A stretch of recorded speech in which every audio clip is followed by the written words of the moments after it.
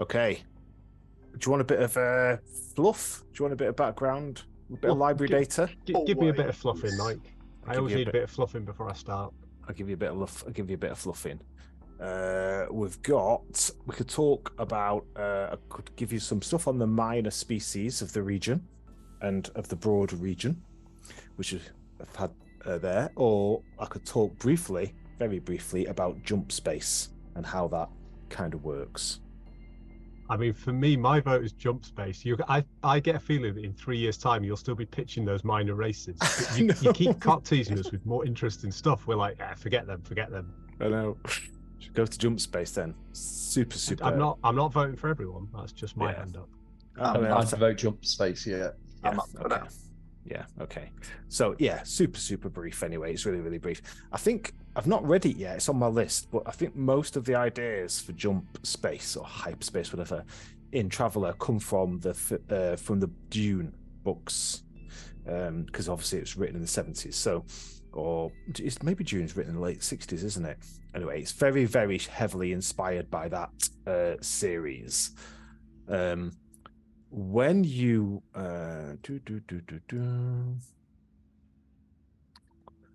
so every jump takes 1 week, give or take, plus or minus about 10 hours. A jump one, so this is as much for Raytar's benefit and maybe Scratch as well, or rather Andy's benefit and maybe Dan as well. Each of those hexes on the map is 1 parsec, which is just a bit more than 3 light years. Okay, and a jump 1 ship can jump 1 parsec. A jump 2 ship can jump 2 parsecs, and so on and so forth. The maximum jump is about 6. Theoretically, it can be higher than that, but that's the maximum that starships can jump at the moment. And every jump, no matter how far it is, takes a week to do. It's the only known, and ask questions at any time. So it's not like each parsec takes 1 week, but some have the capacity to go for 6. It takes 1 week to go. It takes 1 week, 1 parsec or 6 parsec. Yes, depends on the technology of your drive and the power that your sort of drive has and all that kind of thing. It's the only known means by which a vessel may travel faster than light, and there's no subspace communications, so nothing can travel faster than light. That's been established. So this is where the postmen come in. Really, this is where the postmen are absolutely crucial, because they bring, and the scouts, they bring news, and post is not physical post, but information is carried in these great big data drums, jumped into a system and transmitted, and these ships jump from system to system, transmitting the post. So to create a jump, to open up a portal into jump space, a ship creates a bubble of hyperspace by injecting, I've got this written down, high energy exotic particles into an artificial singularity. So the jump drive creates this artificial singularity. The singularity is driven out of our universe, out of our dimension, and it creates a little tiny parallel universe, and then it blows up like a balloon, and they inject hydrogen into this balloon. There's no hydrogen in jump space, you see, so they inject hydrogen into, so that's where the hydrogen comes from. It's not a fuel, it's just a bubble. It creates this jump bubble, and then the jump bubble's folded around the ship, and it carries it into this little pocket universe. And now this new universe is short-lived, and it will collapse, and then the ship jumps back into normal space at a distance from its original position based upon power of the drive. So while you're in jump space, your ship is completely and utterly cut off from the universe. So it hangs in this shimmering bubble of boiling hydrogen, this kind of pocket dimension from which nothing can escape. And it always takes roughly 1 week. There's a system for it, 148 plus or minus 60 hours. Now, because these physics are heavily influenced by astral bodies, you can only safely jump when you're 100 diameters away from a stellar body. So that could be the star, or it could be the planet. So the closer you jump to the planet, the more dangerous it gets. So the Harrier has got an early jump, which means it can jump within 90 diameters. If you jump within 10 diameters, it's certain death. Certain death. If you jump within 20, there's a heavy dice modifier, and the further away you get, the less risky it is. So there's a couple of rolls you would do when doing a jump. If you fail, you risk a miss jump. Now, the worst that can happen is that you stay in jump space for trillions of years and emerge as particles of energy somewhere. The best thing that can happen is you arrive late or early or somewhere else. And there's a system for that. There's a table for that to determine where you emerge. But obviously, you might never emerge, or you might just instantly die. So that's your kind of bit of stuff on jump space, really. I think that's probably it. Awesome.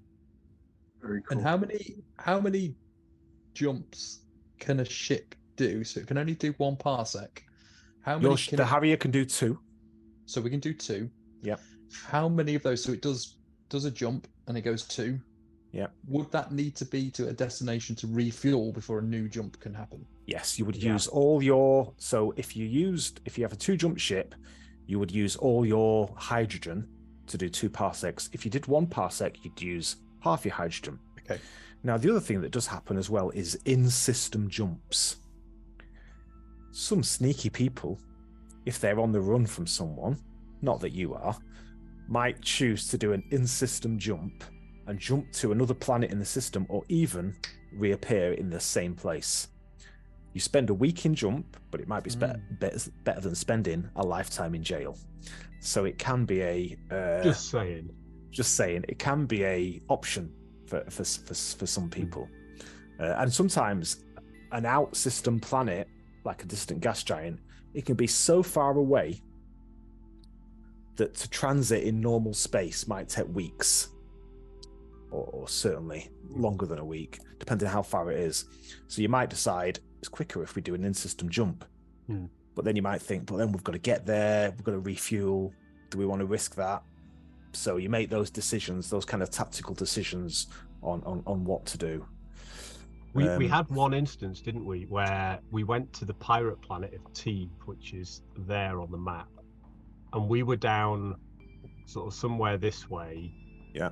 I think we went through Noricum, and we could either go like all the way around the top to like Realgar and into View, which would have taken months, or we got information that in like I think it was this system or this system, there was this hidden. Yeah, there was a hidden refueling point. That's it. It was there. It was there, just below. That's right. That's right. And we had that really risky thing of we jumped into this. We decided to do it, so we jumped into the system. But we're like, if they've lied to us, or we can't, like, we haven't got the right codes to interface with this system and refuel, and that system doesn't have a gas giant because, like, all these blank squares, are they empty space or are they unmapped? Empty space. Right. So, like, there is no planetary body in that part of space to refuel. Risky, isn't it?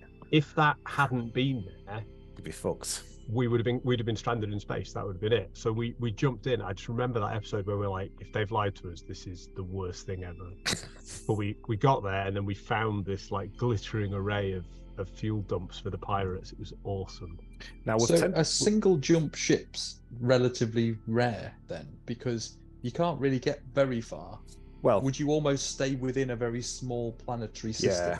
You get these string of planets, less so here, but you get these strings of planets where it's 1 parsec, and they call that a main. Okay. It's a string of systems, and 1 jump ships will tend to ply the main. A bit like in ancient in Europe, boats would go along the coast, hugging the cities. Spanish Main. Yeah. Yes, the Spanish Main. Yeah, that's it. Yeah, small little islands. And then you get these clusters of stars called a cluster. So you've got like the Marduk cluster, where you've got Ogma, Marduk, and Borite in a little kind of cluster there. And they might have little systems, but obviously like a two jump ship opens things up quite a lot. And then a 3, 4, 5, 6, a lot more. Only a ship as big as or bigger than 100 tons is able to hold the drive and the jump technology. Anything smaller than that isn't going to be able to hold it. Gotcha. And is there tracking technology for jumps? Is there a way of knowing where a ship has jumped to? That's like once you're gone, you're gone, and once you're gone, you're stranded. If you've got stranded, right?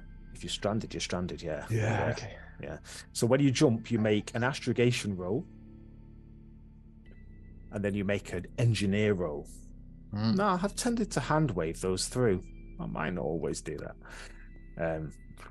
We've done a few of them, but we were lacking significant NPCs or characters with skills to do them. Yeah, so it's hand waving through.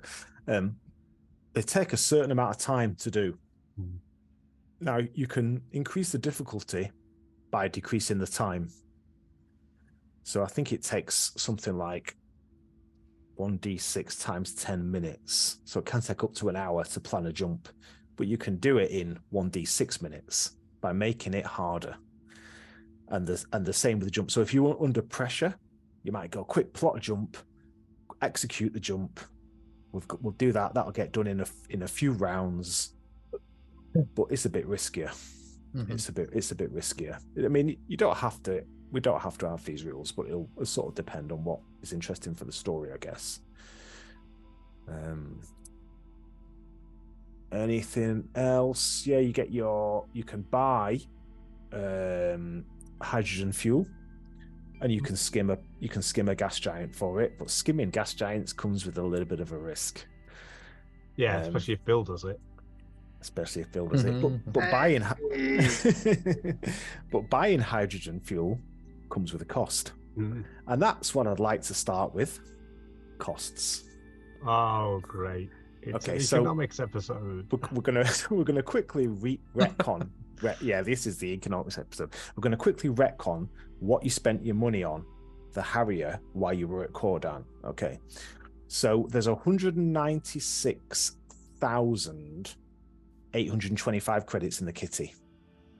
Sounds like a lot of money, doesn't it? 196,000. No. Okay. So did you refuel the Harrier while you were there? Because that's going to cost you 20,000 credits. Not too much. Yeah, did you pay for maintenance? How much is maintenance? I mean, typically we have been doing 10,000 credits. Yeah. Okay. That your barbette. It was damaged, wasn't it? Oh shit! It was 100,000 credits to repair it.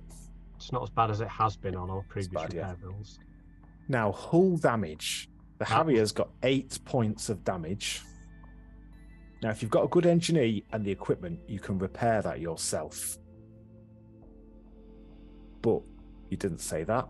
It's being done at the airport, at the high port. 1 point normally costs 100,000 credits to repair the hull. But the Harrier, it's an antique. 200,000 credits. Yeah, we've been through this before. For 1 hull point. Yeah. Berthing costs at Cordan Airport. I'm worth it. Berthing costs at Cordan Highport are 6,000 credits per week or part thereof. And you were there for 8 days. 12,000 credits. Now, it's pay in advance, so don't think of leaving before I've got your credit card details. Don't think of leaving before you've paid those bills. So I'd like you to tell me, did you refuel? I'll let you. Well, group discussion. What we've done previously is we've refueled, and obviously we've paid like relevant maintenance and berthing costs and all the rest of it. And that's a good point. We haven't always refueled because we've sometimes flown out and scooped instead to save on the cash. But we were stopping here for quite a while, and we've been using it in system quite a bit. So we, just in case we need to bug out, I don't think it's unreasonable to think we'd have fueled. My personal costs from a DAX point of view, I think we would have tried to repair the particle barbette, because we've tried to fire it while it's glitching before, and it's a nightmare.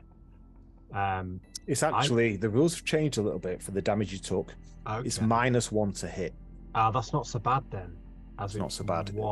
Is it worth 100,000 credits? It's -1. And how much have we got? What's our kitty? 196,000. Okay. Also, the other question is, how many hull points have we got remaining? Because the Harrier's got quite a few, hasn't it? We've lost 80 left. Yeah, and we've lost 8. You've lost 8.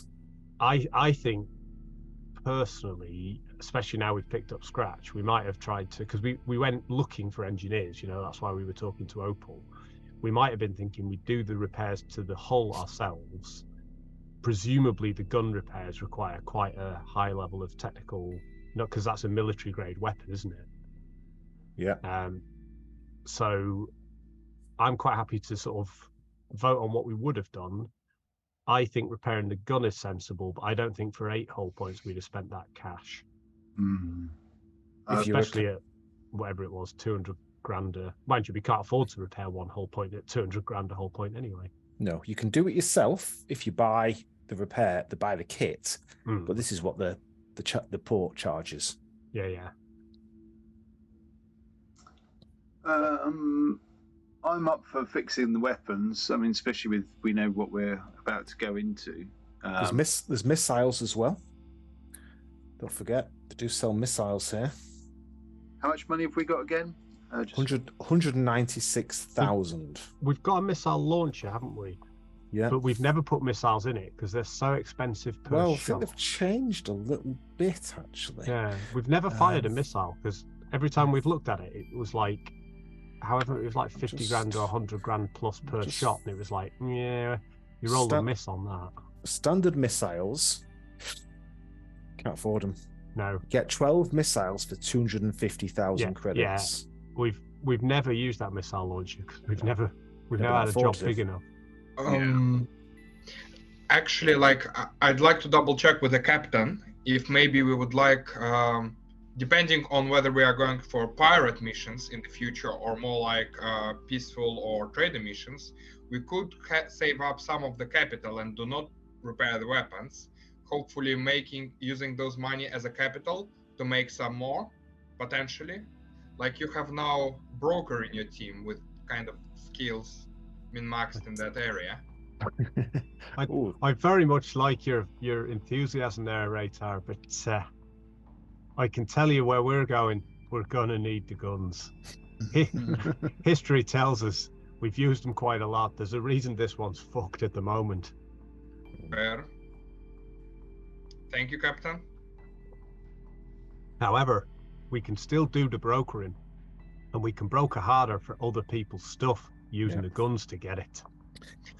If you repaired the barbette, paid your berthing costs and your fuel, which would allow you to jump out, that would be 132,000. So it leaves us like 63 or something. Which is 60 something, yeah. Which seems pretty. I almost want to spend as much as we can because it puts us then as criminals on the run with limited budget. We're really in a tight corner then, and we've suddenly got to find a way to make some money, even if it's a bit underhanded. I like Scratch is looking for cash to do his bike. Raytar's in a desperate situation, but for a little while since Tech World, really, me and Bill and the NPC crew and Zin. What about Bill? Yeah, well, we've not been under pressure. Yeah, no, I mean, like I say, I'm good for fixing that barbette. And what if we've got 60k left? Do we want to maybe do a bit of the? Did you say the hull? Fixing a bit of the hull or something? I think 1 point of the hull's 200 grand. We can't even afford to consider 1 point of the hull. Okay, right. How much of the materials? You could make a. Yes, that's it. You buy a ton of materials. Yeah. Which is 200,000, and then you make an engineer check. So we still can't afford a ton of materials either. Can't afford a ton of materials. And we haven't got any, have we, that we robbed from people? I know we had some stuff on the ship we'd stolen. I could make a. Let's see. Who's your engineer? It's probably Scratch now, is it? Or is Scratch? Look, NPC crew. No, this is going to be before Scratch arrives. Oh, of course, before Scratch joined us. Yeah. So before then, I think it was either Kirsch or Silek. We've got engineer 0 is Kirsch. Was it maybe Silek then? Engineer 0 is Silek, but Silek is smarter. Yeah, so I think it was Silek we'd been using. So I'll make a roll, and I'll tell you what. Okay, first roll of the night. What that would be. First non-physical roll in a week. I know. Oh, it's a good one. Go, Silek. It's a good roll.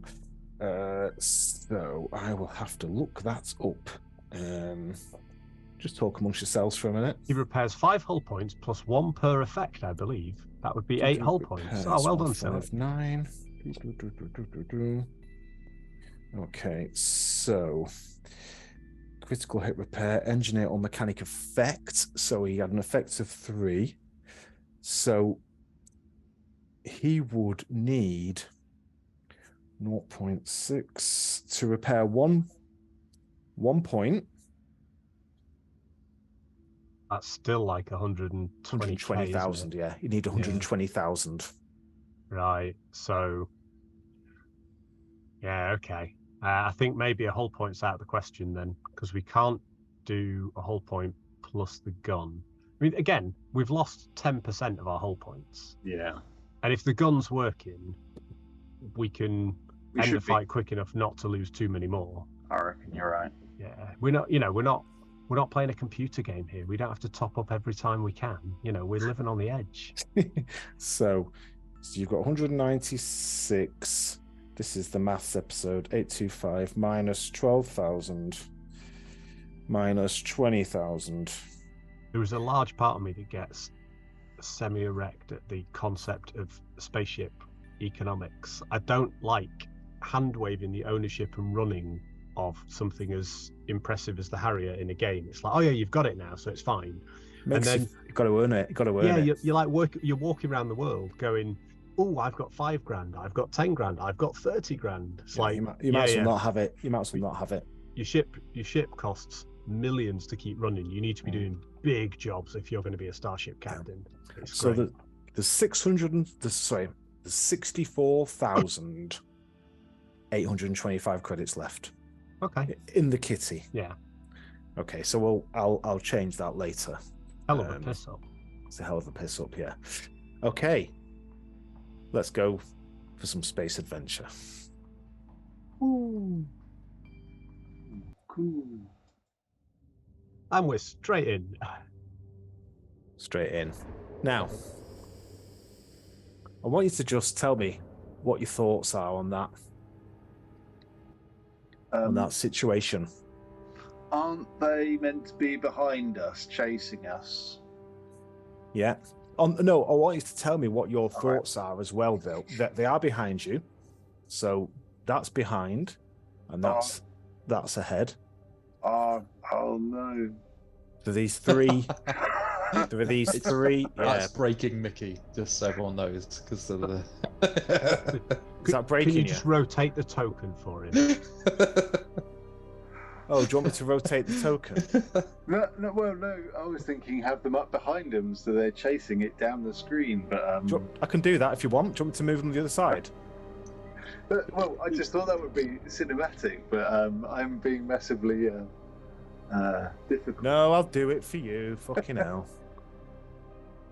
Everyone watching, make sure he's not dragging them closer. Kind of, almost. I was thinking in that left quadrant, but sort of. Yeah, I mean, you were thinking this line, weren't you? I'm thinking northeast. That's it.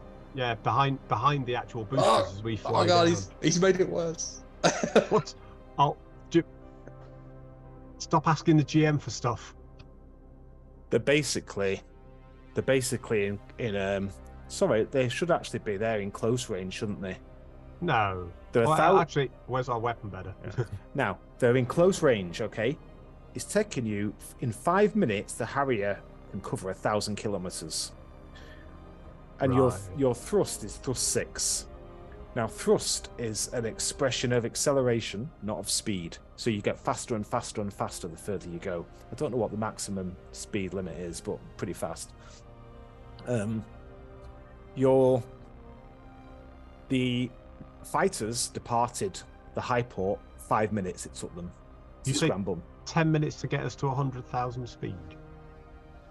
It took you 5 minutes to cover 1,000 kilometers. Right. Okay. Yeah. Okay. It took you 5 minutes to cover 1,000 kilometers. 1,000 kilometers, and then they launched. At which point they're only within a 10-kilometer range. They're in miles short. Yeah, they're in that range there, short range. Yeah. Okay, so they're 1,000 kilometers away. They're in short range. Now these are 3 ships. They're quite small, about 30 tons each. The Harrier is 200 tons. They're But what's their fast. thrust? You can't outrun them. They're as fast as you.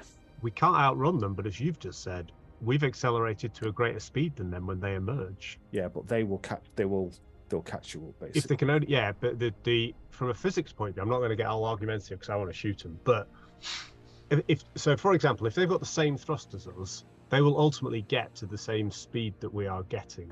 Yeah, but Well, you'll always be speed, ahead. No, we're not speed limited in space. So Yeah, you'll always be ahead, but they will be able to keep shooting at you until. yeah. I'm just get thinking to a because of the lack of distance. aerodynamics, the fact that we can just continue to accelerate forever means that the fact they left later means they are never going to be able to close the gap. They may be capable of that speed, but they started 5 minutes after we did. And Yeah, and but even more than that, I'm not calculating that though. the gap will actually increase because if they left 5 minutes later, Can they I just still mute? could Can someone just catch mute up Andrew, with the- please? Sorry. Yeah, let's not over physics it and gamify it. So they're short range and they can keep up with us. I'm going to give you some numbers. Okay? I'm going to give you some numbers. Now he's because giving numbers. I'm going to give you some.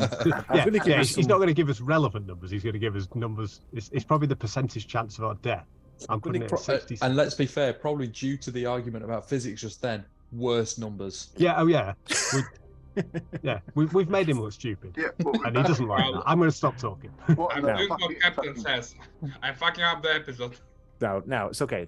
The time to get to the safe jump distance where you can safely jump, okay, is 1 hour 40 minutes. Now that is about it's about 1,152,000 kilometers when you can safely jump, which is 17 rounds of combat. 17. Okay. Yes, so you'll be accelerating. They'll be accelerating. They won't necessarily catch you, but they'll be able to keep shooting at you. 17 rounds.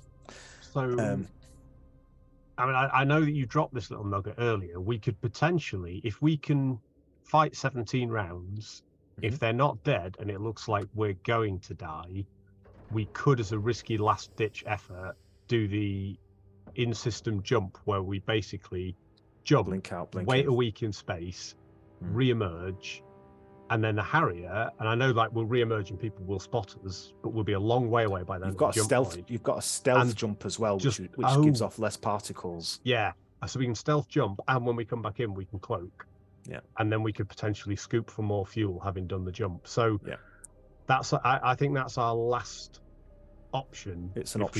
If we can't lose them or kill them, is Yeah. we get to the jump point, but we maybe just jump in system and stay here. Because we've still got unfinished business on Cordan that's got a pretty decent reward to it, and we increasingly need cash. You increasingly need cash. Now the planet is just 1,000 kilometers away. You could be there really quick if there was something you could do close to the planet. And don't forget, you've got a stealth hull. There's and now what I would say is that might be some sort of opposed pilot roles if you were to do that. You got Cordan has got a single moon. Now it's a bit further around the planet, about 200,000 kilometers away, but you could be there in 43 minutes. It's about 7 rounds. So you'd have to fight them off for 7 rounds. Could maybe lose them on the moon. And there are other options.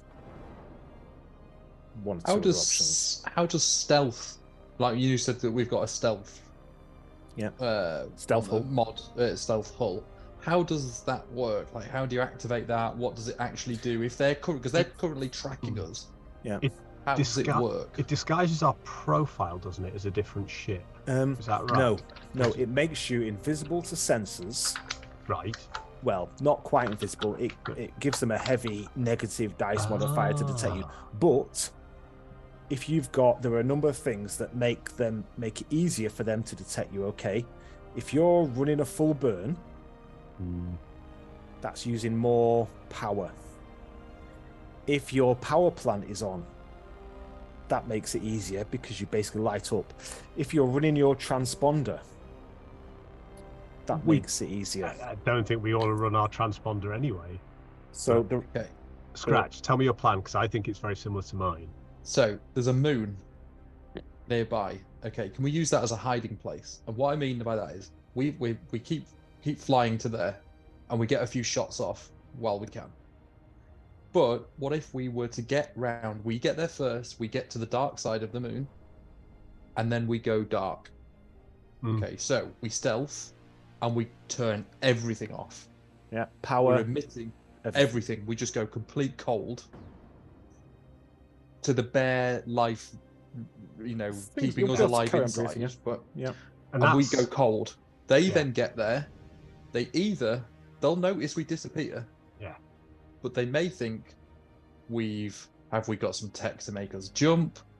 Have we, what's happened? But they may not be able to find us. The moment they go past, because they're full speed trying to catch us, we suddenly go dark. They keep going. We can then go down, and then we can go down to the planet. Yeah, I agree. You would have to slow down as you approach the moon. Yeah, which requires a burn. What I was thinking, the other alternative, because I completely agree that I don't want to head straight to the planet, even though it's probably our quickest, easiest option, because then all we've got is people looking for us on the planet, knowing that was our last known destination, and we've got work to do down there. I was thinking we could do full burn, maintain that distance between us, get out to a bit of space, and then almost flip 90 degrees and cut everything apart from minimal engines, just to maneuver piece by piece, so that we're just basically drifting at a different angle from them. And if they can't detect us on sensors, then we could be literally anywhere in space at that point. To get to the moon and slow down, to fly there, accelerate, and then slow down so you don't go past it. Yeah, is basically 7. What did I say? I worked it all out, because that's the kind of tragic person I could be. 200,000 kilometers, 7 rounds. There is another way to get there quicker. Well, you're going to have to tell us, but you've got a grin on your face that makes me think we're not going to want to do it. Well, I'm not going to tell you, because I want you to think of it. Okay. I'm going to say to Bill, what does Bill think? We could do a short jump. Thing is, someone agrees. Yeah. Dogs. We can't jump at the moment because we're way too. Aren't we we're well within 10 radiuses of the planet, aren't we? We're going to blow up if we jump now. Well within 10 radiuses. Yeah, with the jump, the safe jump point is 17 rounds away. So I think in system jump we'd use to get to a really far gas giant or something. All right, don't listen to Bill. Well, I quite like Bill's plan. Dax likes it, although it's a very quick and easy end to a campaign if we just disappear for 1 trillion years and emerge as particles. No one's ever jumped within an atmosphere before. Fuck it, Mr. Valeris. I think you can do it. Hit the threads. Let's do it. We need to throw Pathfinder-like dices to be successful. Like on those cliffs we've been throwing really high. We are not going to pull it off twice. And especially if we roll d20s, we could probably really nail it. Let me. Shall I make a little roll for Dr. Zim? Yeah, I mean, Zim's. To be fair, what we're really lacking here is a Gaz plan, which would be effing mental and completely the right thing to do. Should we text him quick? Yeah. Okay. Vector 3. So Dr. Zim's going to give you an option here. You could boot it to the moon as fast as you can. and then use the moon's gravity to slingshot around. Mm-hmm. Yeah. And then use the moon's gravity to slingshot around, slow yourselves down, and then land on the moon as you describe. Which presumably is going to be a harder pilot check, but doable. It's If we do It's that, going to be quicker, fewer rounds. So how is like 5 rounds? Or? We're going to call that 5 rounds. Okay. But you're going to have to make a pilot check to do that. So I think my plan would be to combine both. Then I think Scratch has it right. Zim makes a good suggestion. I've got all my trust in Billum. I reckon we slingshot the moon and then go dark as we've lost enough momentum and try and land on the moon. What do you think, Bill? Do you think up for a bit of slingshot? All your trust in Billum. I think you can do it, Billy Boy. Greatest postman I ever flew with. I've got this. I've got this, guys. Don't you worry. There's one other thing, chaps. Okay, so you're formulating the plan here.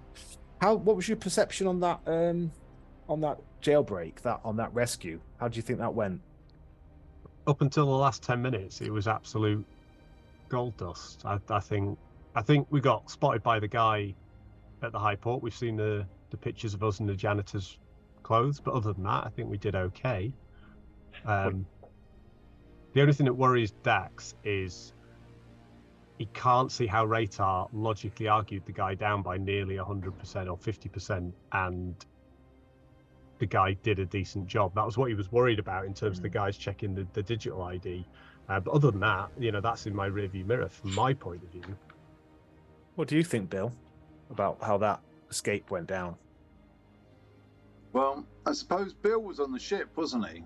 So basically they kind of rocked up and we're on the ship, and then it all went to shit.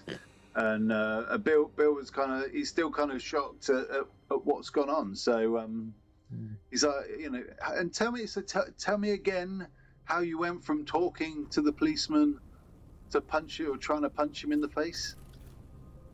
You've met me, right?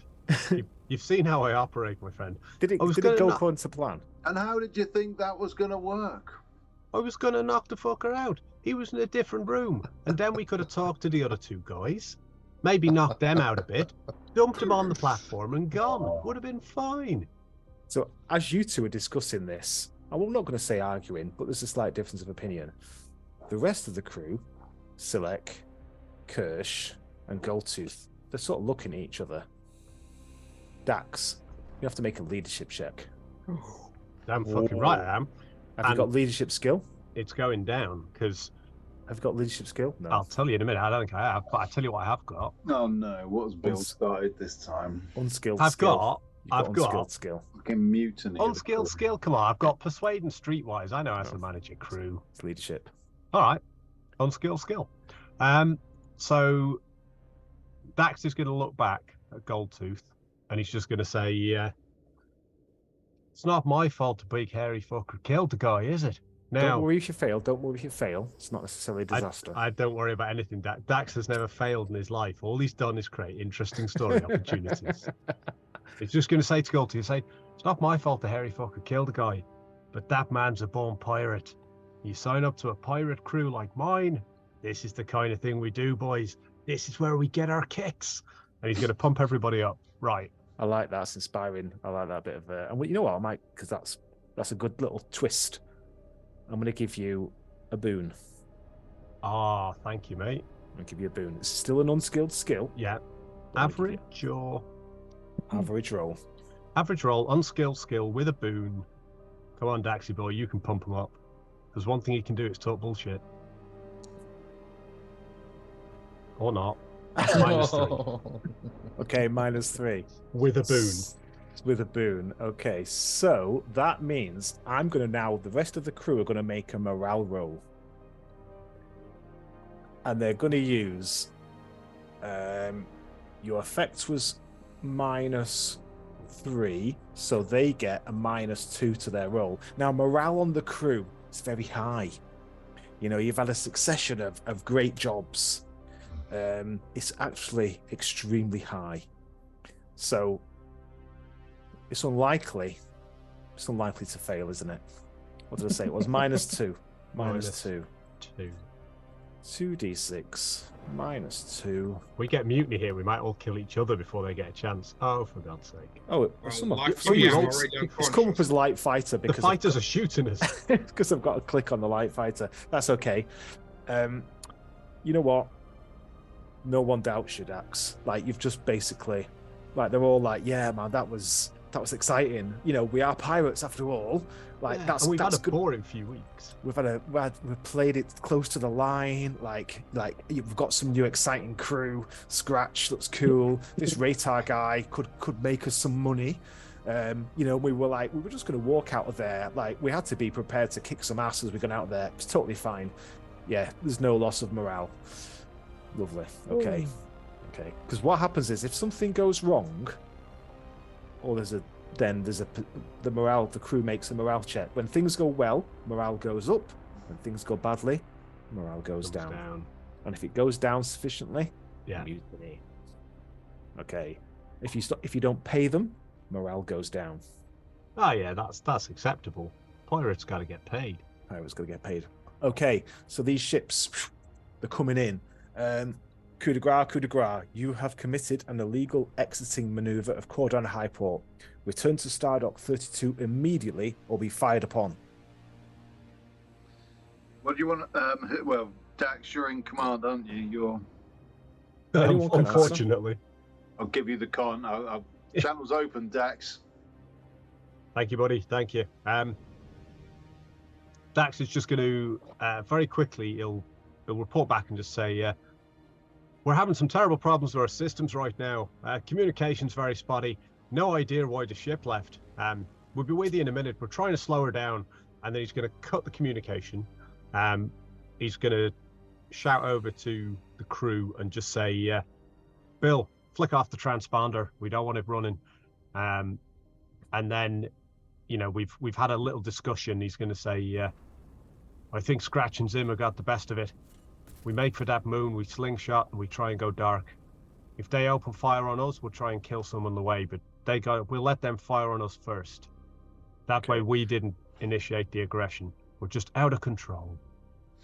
They're going to transmit again. Do you still want to hear it, or do you not want to hear what they're saying? No, Dax is aware they're not particularly happy. He knows that they want him to stop. He's not going to stop. He's just going to cut the communication, get the transponder off, and... Yeah. Can I say we would have switched the transponder off as we, as we were taking off? Like we wouldn't have gone out there without having. I agree with that completely. I think as much as we could. Bill knows what he's doing, but Dax wanted to make sure. Okay. So you're going to basically didn't want the GM to come back and go, "Oh, you didn't tell me you turned the transponder off." Exactly. Yeah, you're going to accelerate to the moon. You've got 6 rounds. Okay, let's roll now. I've created here a little space combat crib sheet. So everyone's going to roll. Well, not everyone. We're going to roll for initiative now. Roll for initiative. The way you roll is that a pilot check, or am I getting confused with Starfighter? No, I've had to make a list here because we don't do it often enough. No, for me to really do it often enough. That's I think we need to shoot more people in space. You do. More so space combat. Yeah, Bill's going to make this roll. It's 2d6. Damn it. Plus the pilot's initiative. Sorry, plus the pilot's pilot skill. Of small craft, correctly? No, it'll just be 2d6. Right?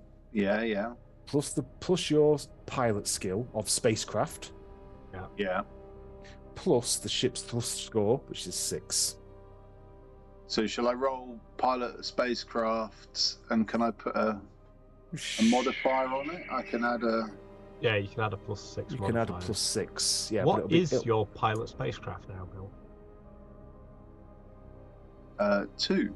Oh, that's all right. It's the same as mine then. In the early days, I remember Dax used to fly, but then you've skilled up, so that's cool. And which, I suppose it doesn't matter. Is it dexterity or something, or intelligence? No modifier. No modifier. Okay. Also, at this point, it's an important question. Who's manning the guns? Because I know Scratch can do guns. What's your gunner turret skill? I've gunner turrets 1. I've got gunner turrets at 2. Oh. But how many turret weapons have we got? Only 1. However, got two, but only one's You're- online. yeah, Captaining this ship. only one is armed. The thing is, okay, Okay. get in, Bill, get in. Just so you know, I have astrogation 1. So if it goes Right. a bit south, I could at least be at the computer. Although I don't know what if he has astrogation, if he's going to be able to be better than that. I was going to say, if you have a better turret, if you're on the guns, I could be then sat at the computers if we really need to make it. If it's all going very wrong, to make a jump. Dax is always happy with delegation, and he's we've sort of been through this when Bill's pilot skill wasn't quite as good as mine, and it's come up a bit since then. But Dax is happy to give people opportunities, give them some on-the-job training, but he's really keen to see how good Scratch is. So he is happy. In fact, he's going to say, Scratch, can you man a turret? In which case, get on the particle barbette. Okay, all right. And he's going to sit and sort of take command of the situation. But if it comes south and we need your astrogation, I can swap in. Okay. So you basically get to a thrust of 6, which you're going to need to maintain, aren't you?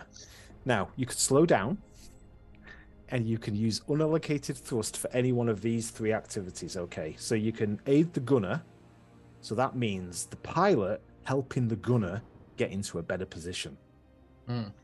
You can perform a docking maneuver, or you can take evasive action. Is there anything you want to do with either of those? Do you want to try and improve? So if you, the pilot would make a pilot check, and if he gets a positive, it creates a task chain benefit to the gunner. So I think the plan when we left was that, as Dax said, let them fire on us first, which they probably will, but then we're not seen as initiating the aggression. So I think if we've got unspent thrust, first round we spend it on evasive maneuvers. But it'll mean slow it down a bit, won't it? It's going to take a bit longer to get there if you slow it down. If we slowed down, they're also going to catch up to us before we get there, aren't they? Yeah. So I think we just go full pelt and we just roll it as we are. Gunning it. Yeah. Okay. So they basically got a fixed mount. So they have to point their ship at you to fire, whereas you've got a turret, barbette, that spins round. Now, what you've got there is a high-grade military weapon. Oh, yeah. Right, and they're flying these little ships that are fast, super fast and light. Pretty cheap, to be honest, but they're basically a pulse laser cannon on an engine. That's it, yeah. Okay, so you get 1 attack per round. Who's firing? Scratch. So sorry. We're Bill, waiting. I think we're waiting to find out if they're actually going to open fire on us. Okay. So have we got the initiative? You've got the initiative. We have the initiative. Do you want me to just fire? Do we just shoot them? Well, That gets us in more trouble, doesn't it? It does get us in more trouble, but is there much more trouble than murdering 3 security officers in cold blood? Like if we could spank one of the 3 off our tail, that's a lot of incoming shots reduced. Can we, Mike, before we get to this stage, can we see if they've got target locks on us and stuff like that? Can we see if they're actually painting us ready for to take a kill shot kind of thing? Beep, beep, beep, beep, beep. They're coming in for an attack. They're coming in at an attack vector. Let's just say that. Okay. If someone was to make an electronics roll like Ratar, because Zim's doing the astrogation plotting, he's plotting an astrogation in-system jump just in case. Now, Ratar could, if you wanted to give Ratar a console, you could do an electronics roll. I'd like to say that actually, I think I'm unconscious at the stage. You've got broken jaw. Yes, I'm unconscious. I don't think I can actually actively participate, despite the slight stat tweaks. And I was silent, but I'd like just to join the team discussion and remind that we have got someone alive on our ship who security people may not want to kill because that's one of their officer teams. That's a good point. We didn't kill him. And I would like not to say that I can help with that, just to remind that we could use it as an option to let them not shoot at us. Ooh, could we put... Right, okay, that's a great point. So I'm thinking maybe on the back of that, why don't we... Can we put all power into engines, or do we have the concept of shields or something like that at the back? You've got no shields. No shields, okay. You can power to the engines. You can overdrive the engines.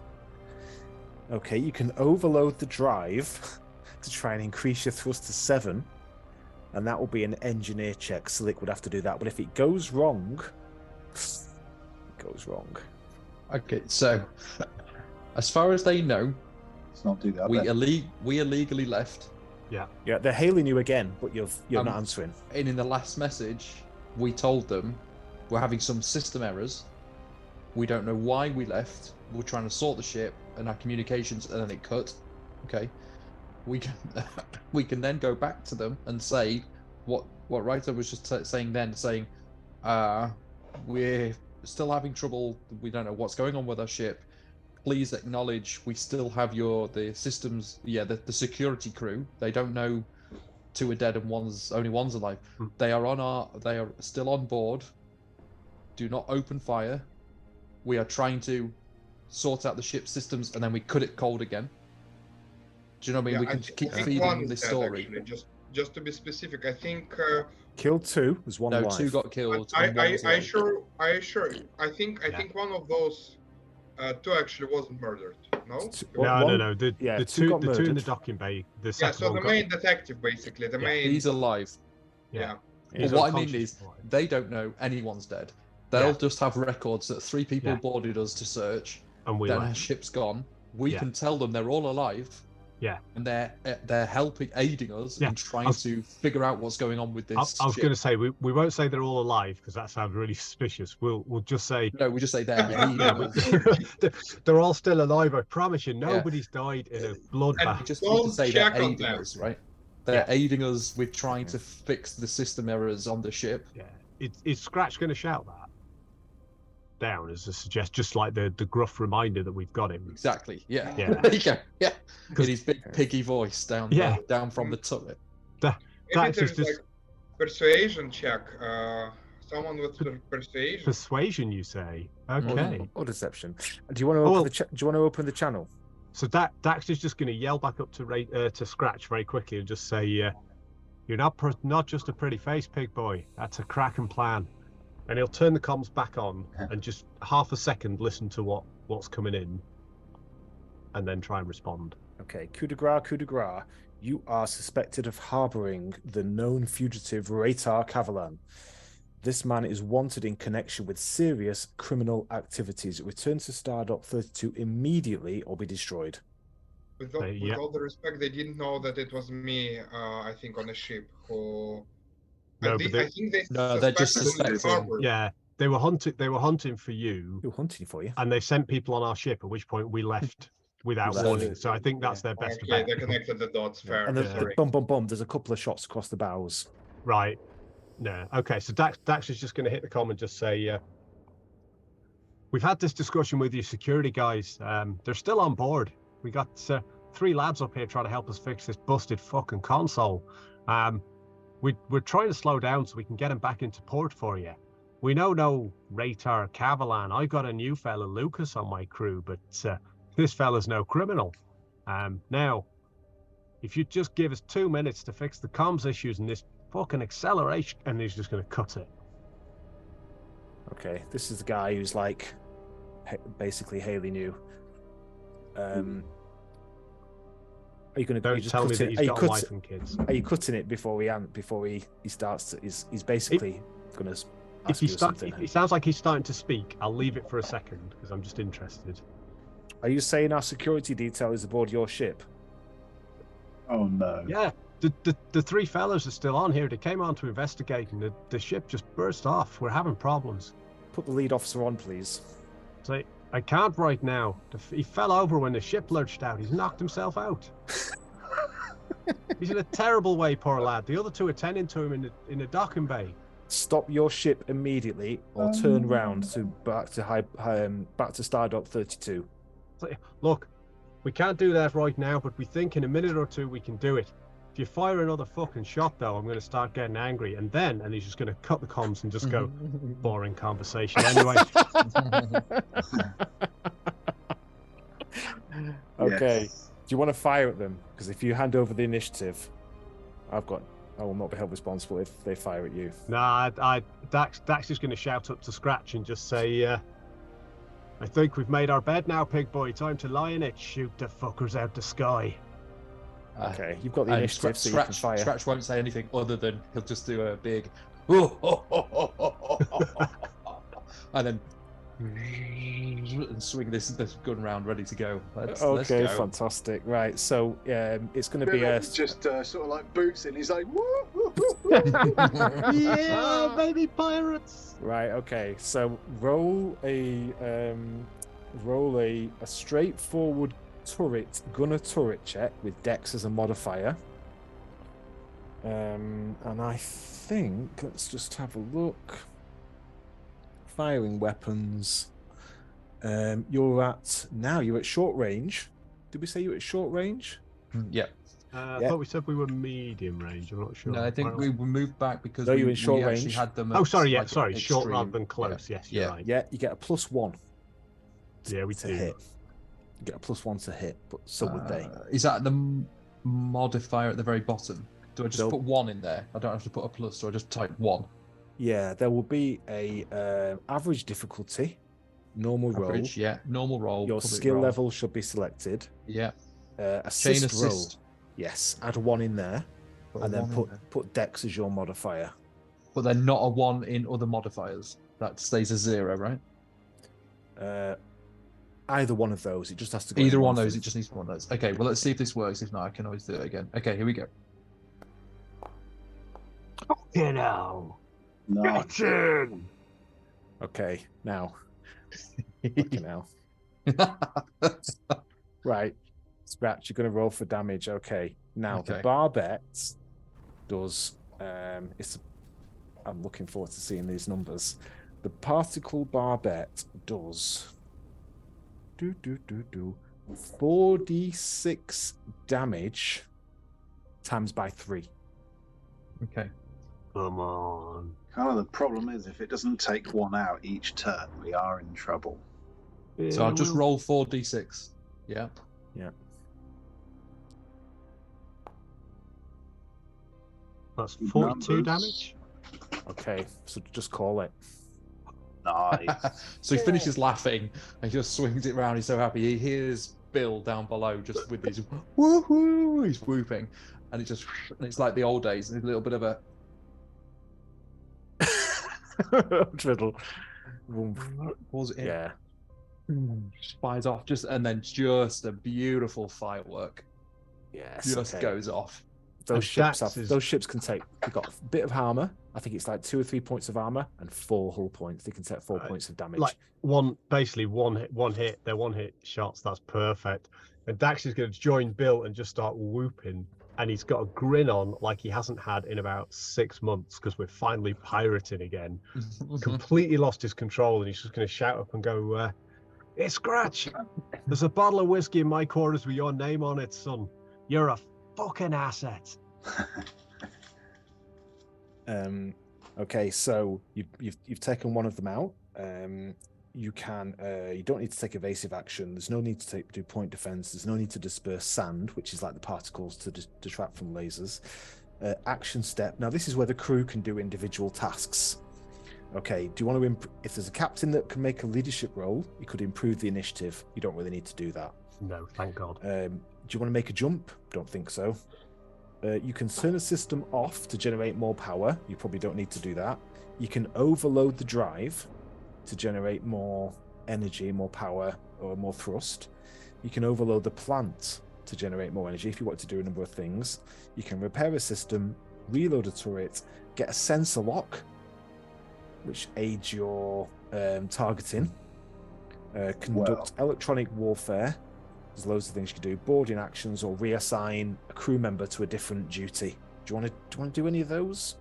I think if we can get a target lock on the next one of them to make the hit more likely, because with that kind of damage, we probably don't need to worry about the effect too much. We just need a clean hit. Well, Zim is doing the jump coordinate, so he couldn't do it. Yeah. Is Raytar still unconscious? Is he? He is. The only other one is Kirsch with his stuff. But I'd like Raytar to be doing something useful on the ship if he's up and about. Well, I'm afraid we didn't have time to actually attend any medical help to Raider, did we? No, we could have slapped him awake though if he's unconscious He's got a broken jaw. we had. Well, you already slapped him hard enough, Captain. All right, we'll slap him somewhere else until he wakes up. But Bagsy not doing it. I'm going to say you can't do that this time. Okay, right, okay. What about Kirsch? Kirsch has got electronics, hasn't he? Or Silek? Silek was in engineering, wasn't he? Or on Silek's in engineering, that's true. But has Kirsch got any electronics? Let's have a look. Kirsch does have electronics. Let's get Kirsch to try and get a target lock on the second one for Scratch. Okay. So, action step. Have we got? Can you remind me to come back to Silek and electronics warfare as well in a minute? Yeah. Okay. So sensor lock. So improved target lock may be obtained for an enemy spacecraft with successful electronics roll. You get a +2 if he makes it. Oh, let's do it. Let's do Electronics comms. Now, it's not his main thing. He's not super clever, but let's just see what happens here. Hey! Oh, you beautiful fucking hound!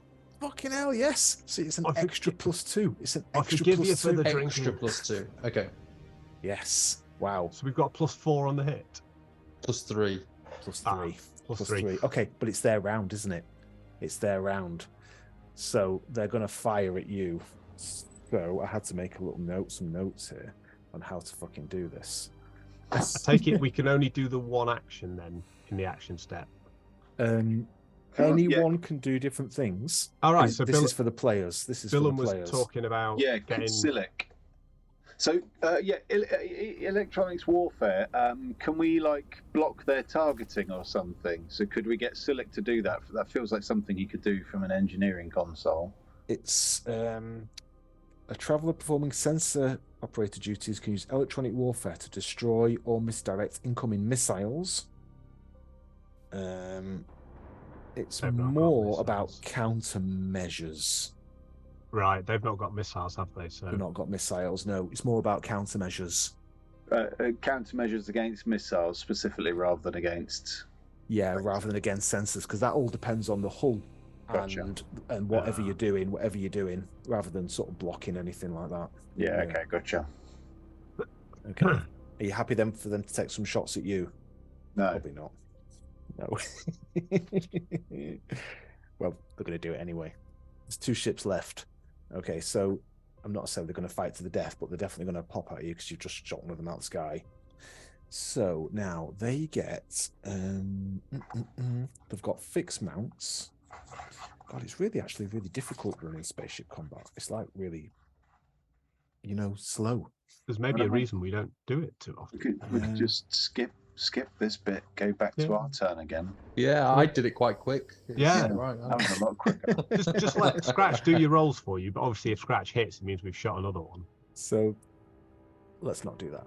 It was that was good fun. Okay, so they get to use Dex. Now there is a -2 because he's got a fixed mount, which is not as easy. There's a +1 because he's at short range. So it's basically a -1, isn't it? -1. Let's see how good these boys are compared to a hardened pirate crew. Oh shit, it's very good. It's a hit. Okay. Sorry, lads. 3 points of damage. Without being a jerk, does that include the effect they got? Oh. If we're going to kill them, I want to kill them fair and square. I don't know, actually. I think it should do, shouldn't it? 4 points of damage. To be fair, ours didn't. But you know what? The Harrier's got... It does 4 points of damage, but the Harrier has 4 armor. Hey. So the blast just fire off the hull. Things off the hull. Right, we're going to do another one. There's 2 of them. -1. Oh, these guys are Yes. shit. Okay, so bam, bam, bam, bam, bam. One misses, and the other one just bounces off the hull. Okay, round 2. Let's do it again. Do you want to change what you're doing, Bill, to improve their Scratches? Yeah, you can make firing. We could drop one thrust. Another +1, right? Yeah. Yeah. If we drop 1 thrust to give us the maneuver point, gave it to Scratch. You have to make a gun. You have to make a pilot check, though. The other thing is, what we could do is we could drop 1 thrust to give us evasive maneuvers, because Scratch has already got +3 from the target lock. I'm going to be on +3, yeah. Yeah. So actually, Scratch has got a pretty good chance of hitting, and if we could avoid the second one firing back and hitting us with an evasive maneuver from Bill, that could, I think once we've killed 2 of them with no Scratch on us, they might just back off. Can I do that without bleeding off any speed? No, you have to bleed off a bit of speed. If we bleed off speed, how many rounds now until the moon if we lost 1 thrust? I've got no idea. I could spend That's- 10 that's- minutes that's why working I it out, asked. but I'm going to have an extra round. Right. I mean, I think if we can get rid of them, we can then just go back up to full thrust. And if they've not dispatched any more fighters, we could slow down in time and land on the moon. So the way it works is the Yeah. pilot makes a pilot check, and the effect of their check is a bonus or negative to the gunner. Oh, right. So if the pilot check goes badly, we could make it easier for them. Might fuck it up for you. So, Yeah. so do we want to take the risk? I'm going to leave this completely in Bill's hands. What's Dax has this? full confidence. Is it the same as before? So it's my skill plus the 5 plus the dice roll, or No, it's your skill plus Yeah. your dex. right? Okay, so it's just in that case, just +2 on a dice roll. Do you want to do it? Bill's gonna shout to Dax. What do you want me to do? Do you want me to take evasive maneuvers? It's aid gunner. It's aid Oh. gunner. Aid gunner. No, I thought we. Oh, sorry. We've evasive- already Scratch already has a big enough bonus. We were Ah, going to okay. do. We were going to try and do evasive maneuvers so Right. that if we kill 1 this round, the last one is harder to hit us. Okay, So how does evasive maneuvers work? evasive maneuvers. Each point of unspent thrust will allow a spacecraft to attempt to dodge. The attack suffers a negative dice modifier equal to the pilot's skill. Oh, that's perfect. In that case, Dax will So just we shout just- back to Bill and go, "You got this, Billy boy. Drop the speed and dodge these fuckers. Scratch Yeah. will ping them off, and then we because if we can get rid of all 3 pursuers, we can immediately cloak and go straight to the planet. We don't have to do the moon thing if we can get out of combat. Okay, so you So- don't even have to make a roll for that. No, so basically, Bill will just kind of like he'll pull back on the throttle, and he'll shout up to Scratch, "Here, I'll line them up for you," and they'll sort of pull back, doing a sort of maneuver, bit of a was it like that old Cobra maneuver thing? So basically, Scratch has just got them lined up in a frame in front of him. Okay, nice one. Okay, so Scratch, it's going to be let's your go for go, it. isn't it? Okay, so this is, I will put it to assist of 3. Yeah. Because I got the +2 plus the norm +1 and dex. Yeah. Okay. Oh, sorry, Raytar. I didn't realize you might not have as much to do in the. You've been It waiting. might all be over very soon. I'm Oh, no. plotting my revenge to Mike. Hang on, your +3 wasn't in that, Oh yeah, it didn't do a +3. so you should be an Okay. effective 1. It should be an Yeah. effective 1. It should be a hit. Yeah. Okay. Okay. Roll for damage. Roll for damage. What was it? 4d6? 4d6 times by 3. And you only need to do a lot less than that. Oh, That's even way more better than last time. Okay. Jesus, that's 54 damage. It's 54 damage. Woomph. Another one's gone. This one even causes the ring a bit like the Death Star when it goes up. Yeah. Hits its main engine, just reacts out. Okay, woomph. It's Bill, gone. Billem's going to shout back to Dax. He's going to say, "Give that last one a chance to get away." He's going to make a morale check. I'm just going to roll for his morale. Yeah. Scratch is going to shout down, someone get me a fucking sandwich. That's a good point. Have we got any crew not doing anything? We haven't, have we? He's peeling off. He's failed his morale check. Like, and also he's probably been told. He's been told, like, you know, you can't. So I get a chance to shoot one more shot at him. I'm going to give you a chance, yeah, as he's peeling off. You've got a long-range weapon. Come on. I'm going to give you a chance if you want to take a free shot, because he's got a fixed mount. You can't shoot it, yeah? I'm going to let you take a free shot. And this is... So what would my plus be on this It'd be one? +3 again, won't it? You've got sensor lock still. So should I put that in? Should I try that, see if it works in other modifiers? If I put a 3 down there and see what that does? It should be... Yeah, it'll still work. I don't know why it didn't work before, so let's see. You can do it. It's a hit. It's a hit. Okay. Go on, roll for damage. I mean, the least you can score is 16. No, 12. But you didn't get 12. You got 60 even damage. more. It's even better again. Woomph. He's gone. You've wasted him. Woomph, woomph, woomph. You light the 3 of them up.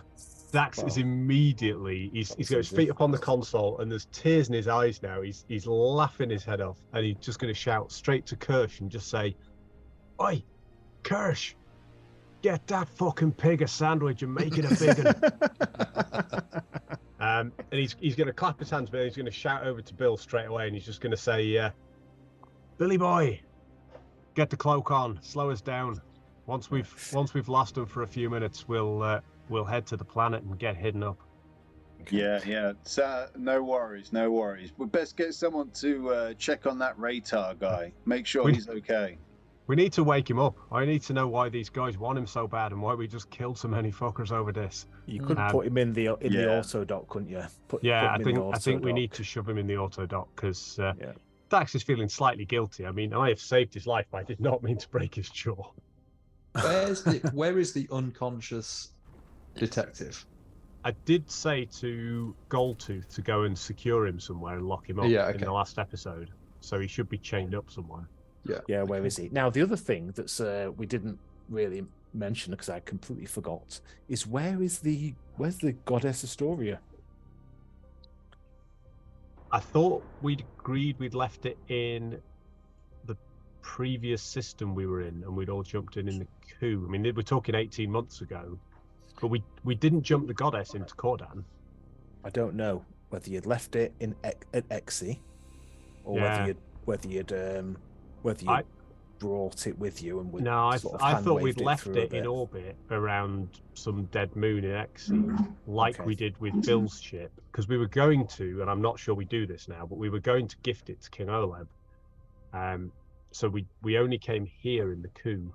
Okay, that's fine then. Okay, that's fine. So that's basically there, just parked on a nameless rock, orbiting the gas giant in Exy. Okay, that's fine. That's sorted. Okay, well done. I think we'll just take a little beer and wee break. Good plan. We'll fast forward the scene.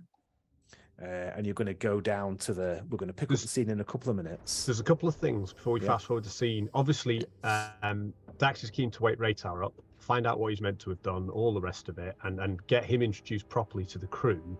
Yeah. But also, we've got 2 security officers on board. If we're going to slow boat down to the planet using... 2 are dead, 1 alive. Sorry, yeah, we've got the 2 dead ones. So keep the alive one, but the 2 dead ones... I want to, if we're slow boating down to the planet, to keep emissions as low as possible, because we can take our time now to get down to Cordan. So I think that's the key. Yeah, we cloak up and we go as slow as possible. When we get to a suitable location that's basically in the middle of space, I'm going to suggest to the other 2 that we boot those 2 dead security guards out the airlock, so that we're not dealing with corpses. Bodies. Yeah. Could they get their armor potentially? I think one of them was murdered in a bad way. Like literally, he was I think beaten and actually his armor must be really damaged. But the other guy, he was stunned and he was finished with a knife on the neck. Yeah. So I'd say it's fair to say that only one armor set is absolutely intact.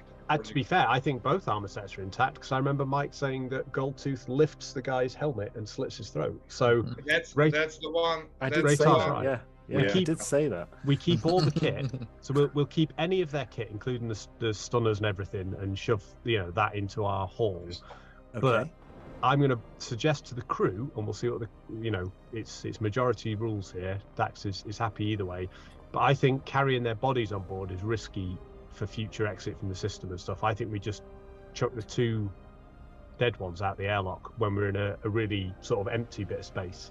Yeah, they've We got don't also really- they've got auto pistols, Yeah, we'll hang on to them. stunners, Mm-hmm. which are like the range stunners, Yeah. and a cloth armor. Cloth armor in security guard of Cordan uniforms at the high port could be a useful disguise down the line. So I think we'll keep all of that, and we'll keep a note that we've got two security guard, 3 security guard uniforms, because we'll strip the unconscious guy as well and take his. Okay. We're not going to he'll leave him in dress it in case differently, isn't he? The one who is actually those 2, they have helmets on, which is very important factor for this guys. But the detective was without the helmet. Detective was without the helmet. So it's like the detective is not so good for disguise because if I mean, it depends. The high port's got a lot of people. They're not going to know everybody's face. So I think we keep them all as potential military disguise options, but we keep one alive in his pants chained up, and we airlock the others. What do people think? So your decision on throwing these bodies, is it final? Because I'm just looking for options to use them. I mean, to be fair, Raytar's been saying we should chuck bodies out of an airlock I've got it for a week. Do you make your decision? It's okay. Sorry, what did you say, Rob? I was saying Raytar's been looking for an excuse to throw bodies out of an airlock for the longest time. That was in the group this afternoon. I think I take your point. We do have other biomatter we could fling at them in cryostasis. But I think holding on to the security guy is a bit of a risk, but holding on to 2 that we've obviously murdered is. They just need to go. I think we just. They do need to disappear. Yeah. Last thought I have on that. As a Raytar, I heard about I was broker, spending lots of time in my room playing games. There was one very old game I played. All the games. He's played all the games. Yeah. Wow. Oh yeah. And Raytar's impressive. Raytar was playing in the evenings this old game called Assassin's Creed, where he actually remembered that a hero of this game, like in Traveler playing the Assassin's Creed game, he remembered that the hero used bodies, actually dead bodies, as kind of a mechanism to attract attention in a particular area, so he could sneak as a hero of Assassin's Creed game to another location. And I'm not saying we have to do that. I'm saying that it's a very common mechanism. I'm just going to grab a beer quick. I'll be back in a moment. Yeah, no worries. Bit of a clock. No one probably knows how those guys under the helmets look like, and those are dead bodies. But if they find bodies in cryogen cameras, I mean, won't make a difference. 2 bodies more, 2 bodies left. The thing is, like they will have their biometrics registered, so they'll be able to work out who they are. The other thing is, without being callous and too dax about it, if we need bodies for a scam like that down the line, we can either find or make some. Okay, fair. These ones link us to this very specific bad crime. They do. They link us to a very bad crime. Very I mean, wise. we did say that they were all on board before we then shot down 3 ships, and but we're pirates. Gonna grab a drink. Yeah. Now, Raytar, do you want this? Do you want me to give you some of this police cloth armor? Yes, I'd love to. Right, back in a sec. Okay. I also would like to get some weapon on me, if that's all right. Yeah. So do you want to take? They've got a few weapons. There's an auto pistol, which just like a bomb. There's a stunner, which is like a taser, ranged, only 10 meters, and there's like a stun stick, which is like a baton, which also has a stun ability. Do you want each of those? What do my new friends have in their storage? Can we go and check about those? friends are being disturbed. Yeah, they've got some assault weapons. They've got some. So I'm just thinking something short range, like in case someone assaults me, something to just, defend yourself, maybe an auto pistol of such, and something like I have got a dexterity now, some dexterity weapon, and that's until I fulfill my dreams as a Raider and as an Andrew of having a slightly custom-made weapon with a more peaceful incline in usage, like nets, something which will be easier to use and mostly distract or stop enemies. But until now, I'm happy with assault or something. Yeah, so let's give you like I'll give you the stunner because that's short range, close range, and it's non-lethal. Okay, great. And then I'll give you the stun stick, which is like a truncheon. All right. That also has a electro kind of shock capacity. Now, the unskilled skill for the auto pistol, and unskilled skill for the stunner, and unskilled skill for the stun stick. And if you look in your inventory now,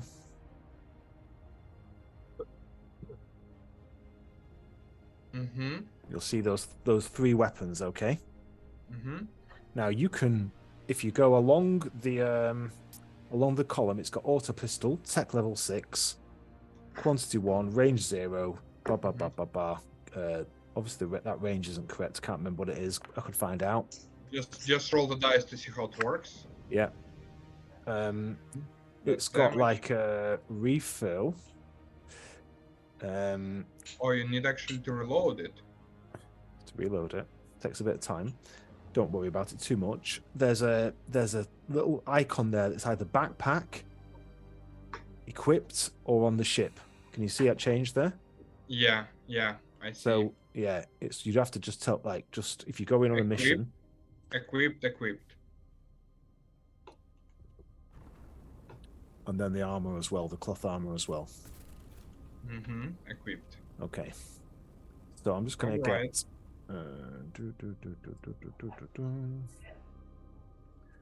Let's get PCs. Let's get Spart up because Spart hasn't got much in the way of weapons. He's not got any ranged weapons. Mike, so did we settle on the fact that I'll also get from the equipment which crew has a more ranged weapon? Yes, there is a like fair, but the best. And the most expensive, that's the main part. Maybe it's not going to be a Soviet Union joke, but maybe do you have a golden AKM? Very nice. Yeah, very nice. They have a ship's locker, but I think they've divvied out all the weapons that were in that ship's locker, unless someone was to give up a weapon. Fair. Here he is, Scratch. Haven't we got, or did we sell the weapons that we stole from pirating the guys on team? Sold them all, didn't you? Sold them all. Of course we did. Sold them all. You kept a few. Yeah. You kept a few. I suppose. We'd have kept a few accelerator rifle or whatever the combat rifles were, wouldn't we? We'd have kept a handful of them. We kept all the whiskey. If not, to be fair, part of the fun of this is going shopping or finding or nicking other people's equipment. So we will. It's not like we're not going to have enough money to go and buy some cool shit. You're going to get some cool shit. Cash. Spart, Scratch, Ranko.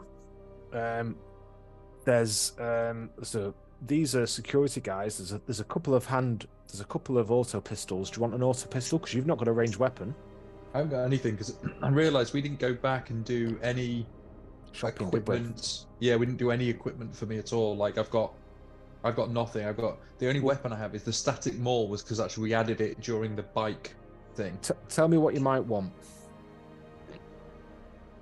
I mean, I don't think he'd be big into that stuff anyway. I think I would literally have a handgun. of some kind, some kind of slug-based handgun. Some kind of slug-based handgun.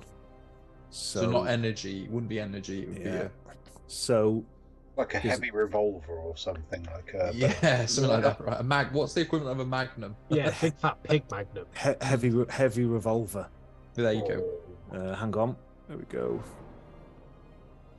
Something loud and messy like him. There you go. That's what he'd have. Yeah, do you want a heavy revolver? Desert Eagle. It wouldn't be that clean, but yes, please. Yeah. Yeah, it's got bits of sandwich on it. Get on Photoshop. Okay, does 4D. It's short, relatively short range, 10 meters. Mm-hmm. Do you want anything a bit longer? What she said. Look, I'm going to say no. He would have this for. Wouldn't use it on a spaceship, would you? It's in and around the boneyard, if there's any trouble. Yeah.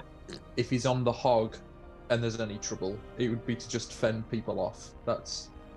He's never been in a situation quite like this before, where he's going to be seeing full combat. So I would say this is just his protection weapon. Okay. I sort of want to scan the QR code on that gun and see what comes up. Is there a QR code on it? Yeah, they've made it really futuristic by adding a QR code. I didn't spot that. Now, Scratch, do you want any armor? I'm going to say you can't wear the security officer's armor, but you might have your own kind of vac suit. Yes, because didn't I have a vac suit? Hang on, I'm just going to look, because there was... What we were doing...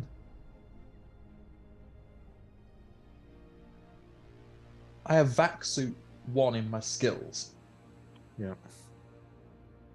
Okay. I'm going to give you a tech level 10 vac suit, which has the equivalent armor of 8, which is similar to what everyone else has got. Great. Okay. And it would definitely be something you would have, being from, the boneyard, like EVAs and stuff like that. Being not common, but you definitely have that kind of thing. Yep. Okay. Are we ready to tackle the mountains? Yes, I think we have to be. Everyone got what we need? Oh yeah, and so we've stealthed down on the coup to the surface, haven't we? Yeah. Now, I'm just going to bring you to the mountains.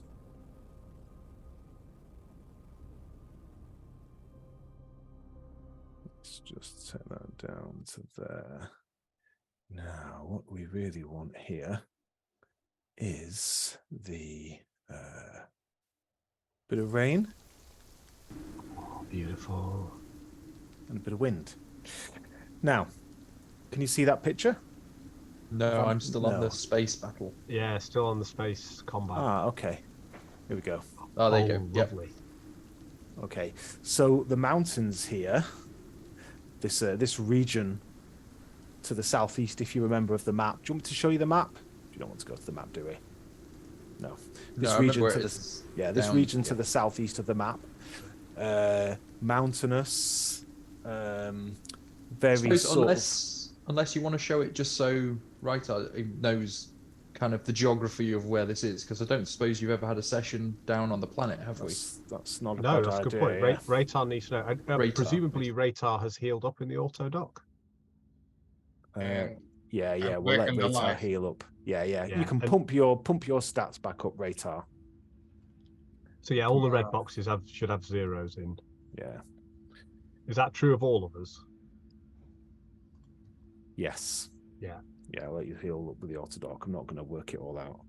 And obviously, we've done a little introduction with Reitar. Dax has broken out the whiskey, and he's pushing whiskey and sandwiches at Scratch like mad, because Scratch is the greatest crew member. Do you want to role play any of that, or we're just happy to sort of hand wave it through and say what happened?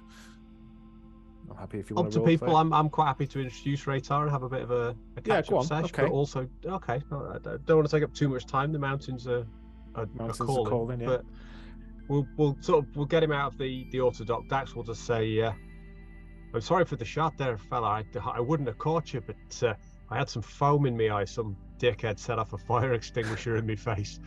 And he'll introduce him around. He'll say, "This fella Reitar's hot as shit, as I think we found out with what we've been through to get him out of there. but I've seen him do some pretty miraculous stuff, especially when it comes to money. And the one thing we need now is money. So I think he can help us. And he'll introduce him and say, it's Willem Valeris. He's my pilot. He's best damn pilot in the galaxy, next to me, but I don't like to take the stick these days myself. Willem sort of just nods his head at him and, hey, you brought some trouble to this ship? Well, some trouble, but maybe also some money. Pays off. We're going to need that money, Raytar, because we got to get Odin fixed up. Odin here's Bill's dog, and unfortunately, he took some fire in that encounter. Yeah. You know what they teach in those modern universities about finance. Risk requires compensation, and you just took the risk, and I am about to give the compensation. Now you're my second favorite member of the crew.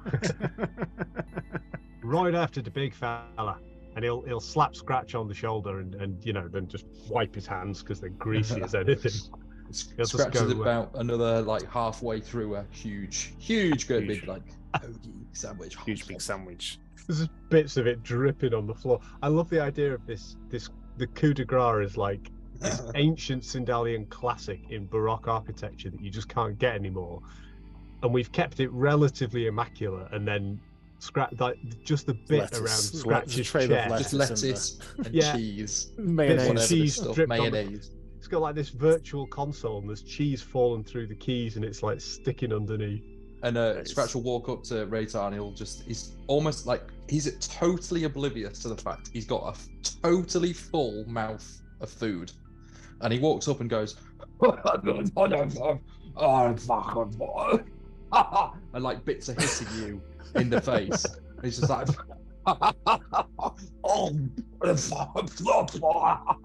and then just walks off again. Likewise, mate. Amazing. Dax will sort of briefly introduce the rest of the crew, and obviously Dr. Zim and as a key member, and then he'll just say to Raytar and say, look, we got a job on at the moment. We found something interesting at the last job we did. We did a little damage to a dam on behalf of an ongoing civil dispute on the surface, but in doing so we found out something in the mountains is sucking a lot of power, and we think there might be something there worth investigating. We might find some good tech we can sell. Yeah, one of the things that I hadn't really appreciated when I ran that dam scenario on the dam, and I said, oh, there's something that's diverting the power to this location in the mountains.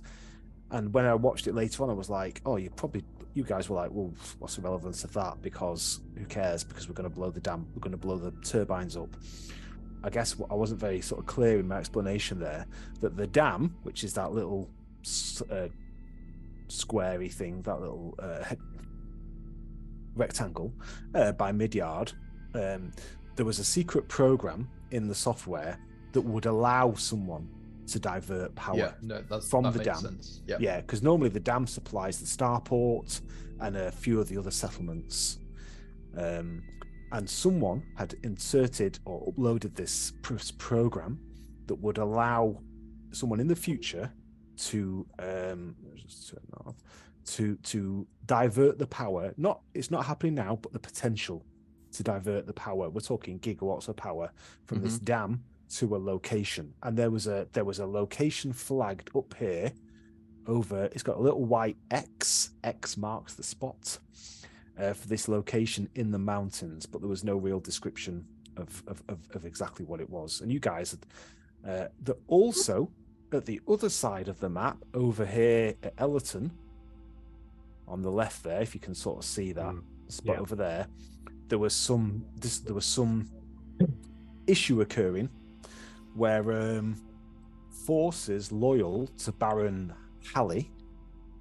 Now, Ellerton lies within Baron Halley's fief, but if you look at where it lies in the crook of that river, culturally it's closer to Baron Ferro's manor and a couple of other towns. It feels more of an affinity. The people traditionally have more an affinity to Baron Ferro. So it's been a bit of a hotbed of problems in the past. And while they were looking for for whoever killed this tax collector, which was you guys, whoever killed this tax collector, some forces loyal to Baron Halley were attempting to cross the river. Now, Raytar, for your benefit and for Andy's benefit, the high port, the space station, is nothing really to do with the planet. The planet is ruled by these barons, and the high port is run by a corporation, the Jedico Corporation, and they license it. That the barons say, you license it, and we'll take some of the cash for the license. So you wouldn't really have a problem moving around on the planet unless they were potentially looking for you. So in that regime, in that setup, Mike, does anyone control I say airspace, but like the space around the system? It would depend on the technology of the system and its complexity. So different systems have more complexity. So this planet, Cordan, quite a low population, agricultural, big disparity between the people who live there and the barons. A bit like some other Eastern countries we might see. We might sort of see a fairly uniformly low-tech population living somewhat primitive lives in some places, but they're Although happy. they may have played all the games, even with their primitive lives. and countries where barons can bribe the police to actually put someone in prison. Kind of that happens, yeah. So they might have some satellites and things like that, but there's not much of a connection between the high port other than the money that flows through. The barons occasionally go up to the high port just to maybe live the good life, a bit like how certain leaders of certain countries might go to Monaco for the weekend and stuff like that, or might have villas in Italy. But really, it's all about the money, baby, is what it is. And anything that just keeps the money just rolling is all sweet. So they're different regimes. The high port is corporate. It's a corporate entity. It's like a city state that orbits. Even that's too greedy for radar. And that's something. Yeah. Can I just clarify before we move on? So our job was to sow dissent between Baron Ferro and Baron Halley, from which Baroness Lux would benefit. Yes. And the reward for that was that we were going to potentially get Baroness Lux's manor that we could use as a home base. And the support of the Baroness. Yeah. Does that support of the Baroness come with any cold hard cash? Or is that just implied potentially? It's more like you'll get access to a base of operations on the planet. The ability to fly and repair stuff at the downport in her territory. Yeah. So that would be a shipyard. You could conduct repairs and a safe port on the planetary surface itself. I do sort of like that the safe port because we've not had a base of operations that we've been pirating from, and I like the idea that base of operations might be right under the nose of the high port in which we are most wanted in the entire galaxy. That's kind of cool. Ellerton, it was all kicking off because they were looking at they wanted to know where the tax collector's body was, and armies the military forces were coming in from both sides. That's, to my mind, that's sort of what we were looking to achieve, was that friction. And the question of the missing tax collector will become slightly explained but a bit more complicated when they find his corpse atop the dam. We're going to say that's happened by the time, because you've been up on the high port for a day or two, haven't you? Or at least a day and a half. And I'm going to say that it would have happened. You've not heard anything about it on the news, such as it is, but almost certainly they would have found that body. So I think the simmering unrest in Ellerton is pretty much objective achieved at the moment, unless it boils over into anything else, and our focus should be on the mountains. That's sort of what you mentioned last time. You want to go and explore these mountains. Yeah, so definitely. Let me take you again to the mountains. Let's put some... Oh, no. Let's put some light rain and some light wind in. Okay, so these mountains got very steep sides and sharp summits that are lost in clouds. It's a light rain today. The place is deserted, desolate. It's quite a harsh landscape. It's kind of away from the areas of civilization. You're not gonna meet any people here. The mountains are tall, craggy, and there's this kind of feeling of kind of isolation. Here and there, just in the distance, just a little bit of thunder rolls in here and there. You might there it is.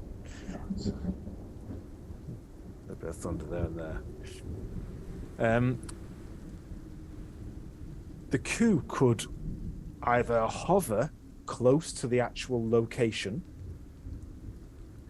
but it couldn't put down because it's up quite steep sides, these mountains, or you could land in the sort of valley, or you could do something with some of the grav vehicles. Those are the obvious three options.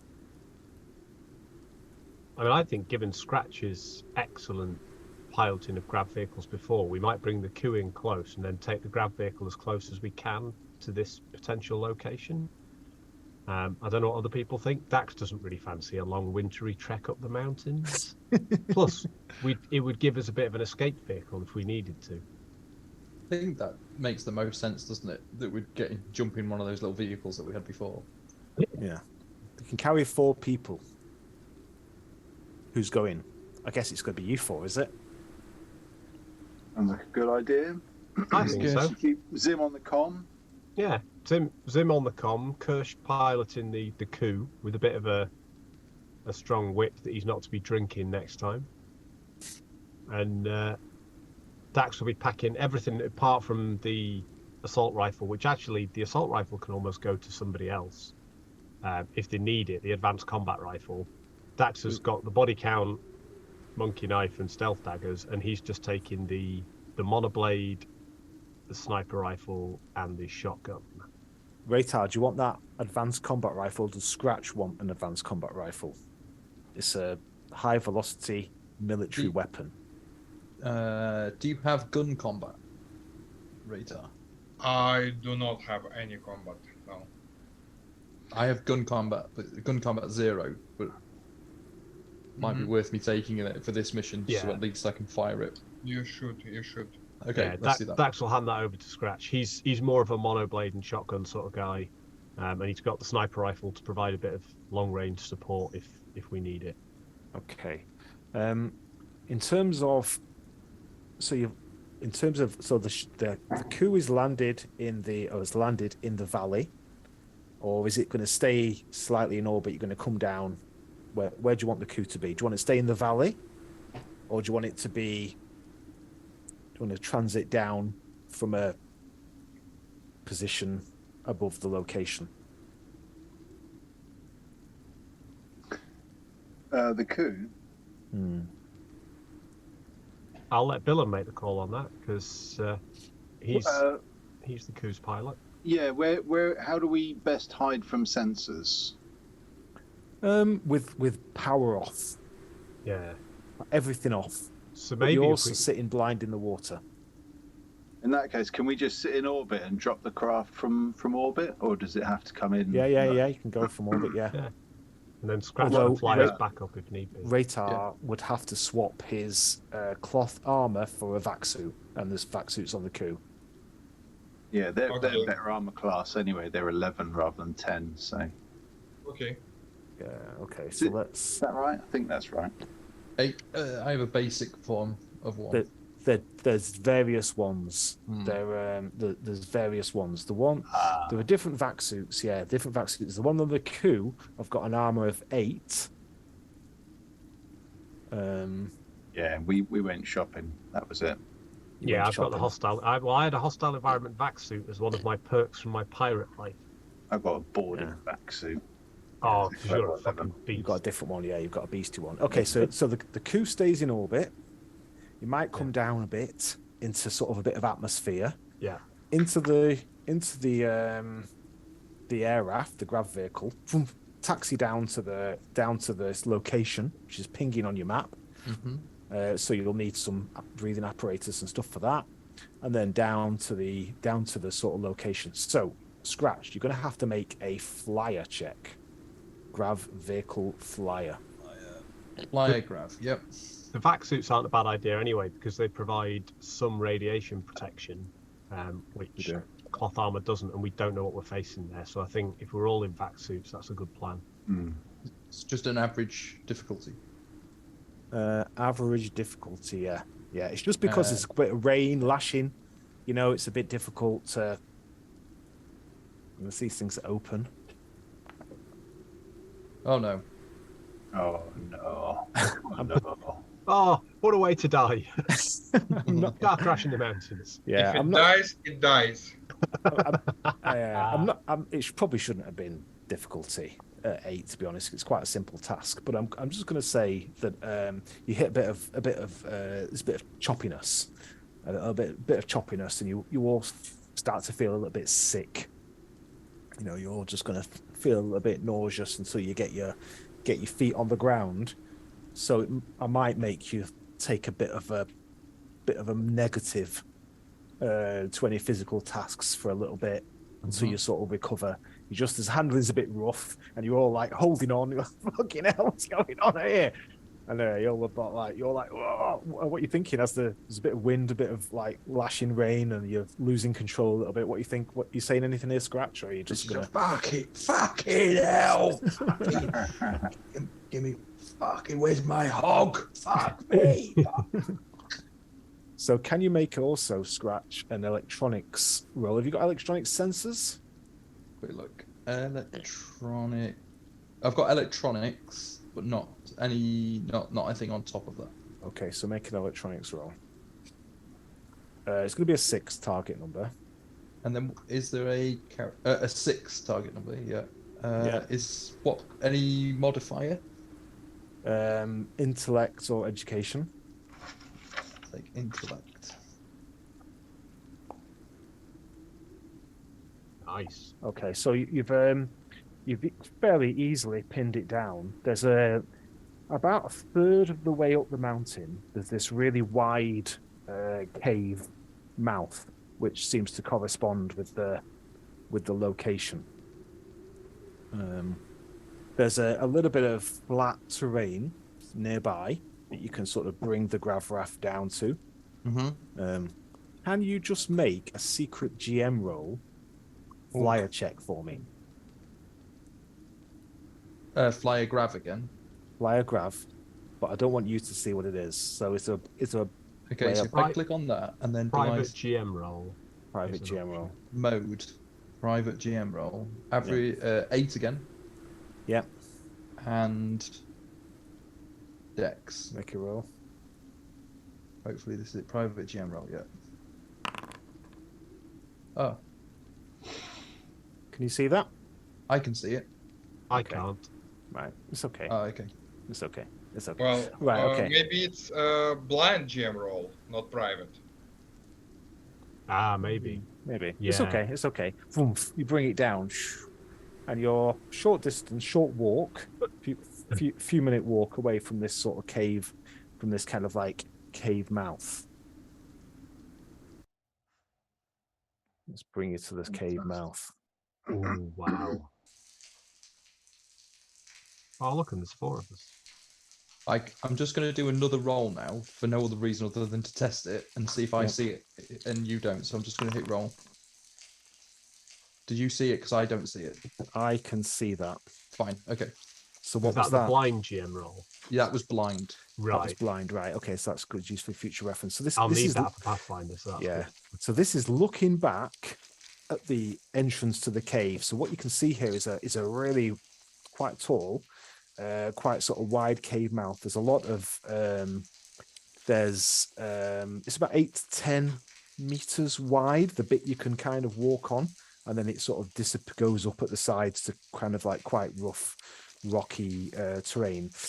The back, looking into the cave, which is, we're looking from the sort of back of the cave there, it sort of disappears into darkness, and the floor is very no, I'm okay, thanks, love. The floor is very damp with silt, and there's water sloshing up to about your ankles. you've got like a little bit of water somewhere. Some water's dripping through. You can hear a little bit of water dripping through there. And just behind you, you can hear the sound of the wind and the rain just starting to recede into the distance. Do you want to go in? Yeah, we'll head in. I mean, Billem's just like a machine. He just kind of like stomps in. Dax is grinning inside his back suit at Billem just stomping away, and he's going to just sling up the shotgun and follow him in. Okay. So you start heading into the cave. Can you make recon rolls, please? Yeah, maybe a skill I finally have for tonight. Average? Average. What stat? Sorry, recon, is it like a skill? Recon skill. I don't think you have it, Raytar. Raytar may not have it, might be unskilled skill. What stat do you want associated with it? Intelligence or?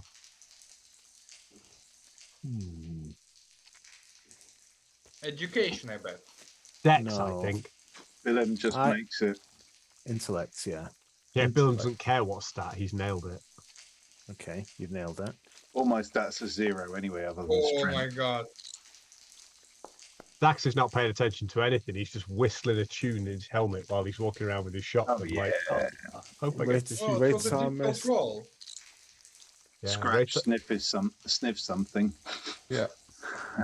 Okay, so actually, Bill, you sort of notice it first, actually. There's a number of... you get a bit sort of further back to the cave, and there is like a big, thick cable on the floor, just the end, with a number of like plugs, like adaptations, like it's a fucking big, thick cable. And then it just disappears off into the distance, and near the cable, like an armored cable, and there are a number of crates, wooden crates. It's about halfway back. I'll sort of say to the group, hold up. There seem to be some crates over there, and sort of point over towards them. Let's go check them out. And I think we should go check them out. So, yeah, well spotted, Billy boy. The fuck's that giant cable? Looks like I could carry a lot of juice. We're definitely on the right path. Let's hit those crates. Bill's right. Okay. See what kind of shit's in here. There's about half a dozen wooden crates. Look like they've been there for... Okay. Oh, I was going to say, as we're approaching, is there any... Because it's like a silt mud silty, around a bit it. silty, muddy, yeah. Is there any evidence of recent activity around them? Can you make a recon roll, please, Scratch? Search for traps. We don't search for traps in sci-fi scenarios. It's an easy thing to fall into. You always do it in fantasy. You do. Recon again.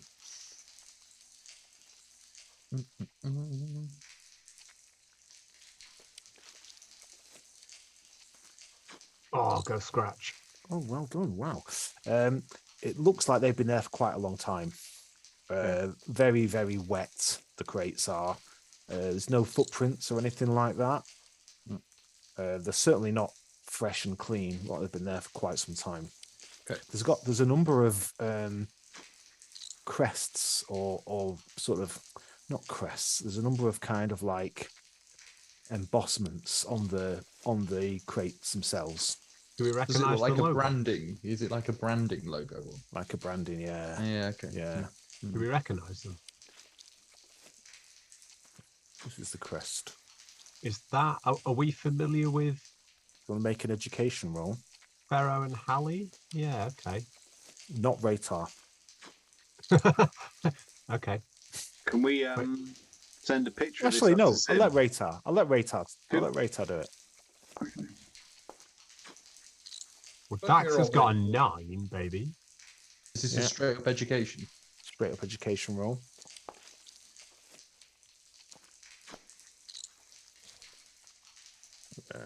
Okay. What about you, Billy? Okay, so Raytar and Dax. Raytar, you've been doing a bit of reading and a bit of looking into the system profile. Just learn. I mean, you live above it. You live above it. You've been living there for years, so you would probably know this. This is the symbol of Baron Halley. Okay. This is the family crest of Baron Halley. So his northern sort of prefecture doesn't stretch as far south as these mountains. It cuts them in. It cuts into them. Okay, but this is within his terrain. But the power supply from the dam is in Pharaoh's terrain, isn't it? So Yeah. it's like he's siphoning off some power from Pharaoh. Yeah. Yeah.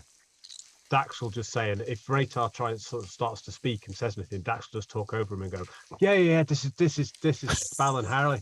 Baron Halley, he's talking too fast, he can't get it out. It's like, I knew this. Yeah, it's that Northern Baron bastard. Called it. And he'll sort of look at Raytar and smile and just go, and then he'll say, I know all the barons. Oh, I fancy do some trading with them. They seem like very entrepreneurial type of people. Well, once we've done what Lux wants, then maybe we work all three of them.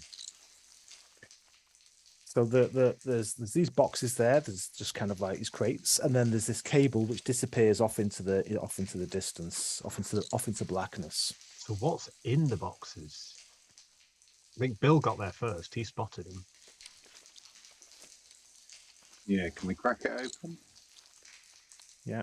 Bill's a strong bugger. Yeah. Make a strength roll, Bill. Good All idea. right. I was going to let you hand wave that through, but I think I might let you. Have you got some kind of like crowbar or something? Oh, yeah, that would have been certainly +1 or something. It kind of grabs sort of like his multi-tool out and shimmies it under the thing so he gives him a bit of leverage. Okay. Oh God, the idea of pushing on a crowbar to win or lose the scenario still gives me the cold sweats. It's the door. It's the door. It's a ghost. So inside the crates there are a number of just like industrial bits of equipment, really. Plastic pipe, copper cable, steel, just kind of the kind of stuff that you might find in like a piping or like a big electrical kind of cable kind of stuff. How many of these crates are there? There's about 6 of them. So Dax wants to immediately look to Raytar and say, you're a trader, my friend. What's this shit worth? Like, we could get this up to the coup in 2 minutes and then carry on down the corridor. You know, Dax, in our size of operations, it's probably worth nothing, but it might worth something. Later in the cave, what if we take one crate and maybe the heavy, they'll take a couple of you to carry a crate, 2 or 3 of you. couple of you. I think Raytar makes a valid point that we'll leave these where they are. They're basically like on a local market worth a couple of credits, not a But no, a few hundred credits perhaps, or maybe even a few thousand. A few hundred credits, it's nothing in our operation side. It isn't. We are looking nothing. for millions. Yeah. So on the way out, if they're still there, we might pinch some shit. But right now, we're not going to worry about if there was like 30 grand's worth of electronics, we'd spend 2 minutes to ship them back up to the coup. But yeah, it's not high tech. It's not high tech electronics, so it's just average Joe electronics. Just to clarify, is any of it useful for fixing ships or not really? You might find some parts in there. There might be some spare parts in there that might be useful. Oh, well spotted, Billum. I don't think you've got 100,000 credits worth of stuff, but there might be a bit of stuff in there. Okay. I'd like to check if like you said, the cable is cut where those crates are, right? Well, it's not. It's cut. It's just incomplete. Incomplete. Is there any cutting equipment in those crates? Like just okay. No tools. Just tools. Okay. No tools. Do you want to go further on? Do you want to go advance into the cave? I'm not saying let's move on. I know lead on, Billy boy. You're doing well tonight. I know it's a dungeon, but it's not a dragon. Let's move on. We'll come back for these later. Yeah, good call, my friend. So you advance I'm going to say you've got some torches with you. I think the vac suits have got. The vac suits have actually got inbuilt. Yes, and torches. that's more interesting, isn't it? That's more interesting where you've It's got very the inbuilt torches. Like Dax has not taken his helmet off just in case. Yeah, There might be gases or whatever. Bit further back in the cave now. Bit further back in the cave. It's a bit quieter back here. 30, 40, 50 meters you're going back. The light behind you is starting to dwindle to a bit of the distance there. And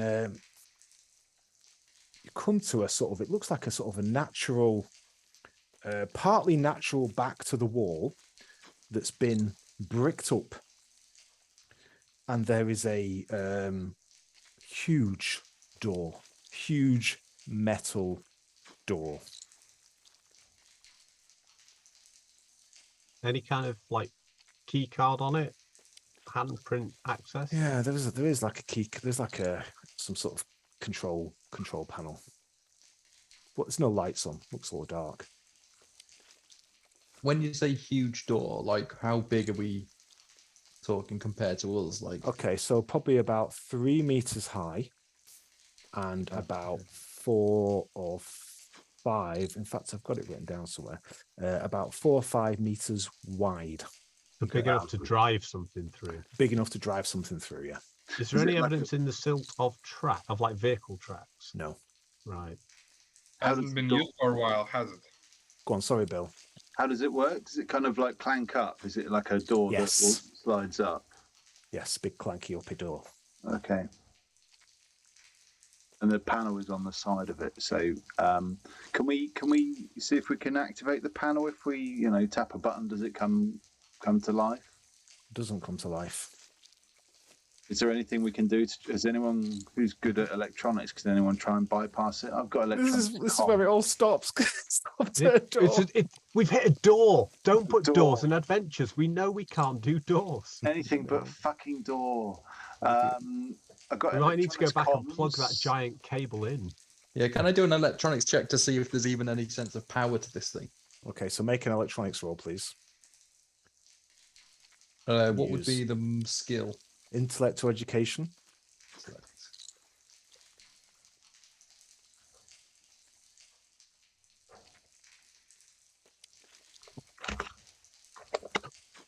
You can open this door. You've basically chipped into it. Maybe like this is the kind of thing that you would do at the boneyard, because you get all these old chips. You get all these old chips that are fused together, and you kind of knock the panels over, try and open doors. Bit of wiring. It's tech, but it's not super high tech. It's nothing nothing much more advanced than you're used to. You can fire it up, and it's probably got enough in there to open the door without closing it after. Yeah. Okay. Keep it open. Keep it open. Do you want to open it? You want this thing opening, boys? I'd like to get my guns ready just in case. Yeah, Dax is just going to sort of heft the shotgun and say, "Yeah, I cracked the door, boy." Yeah, Bill easy done.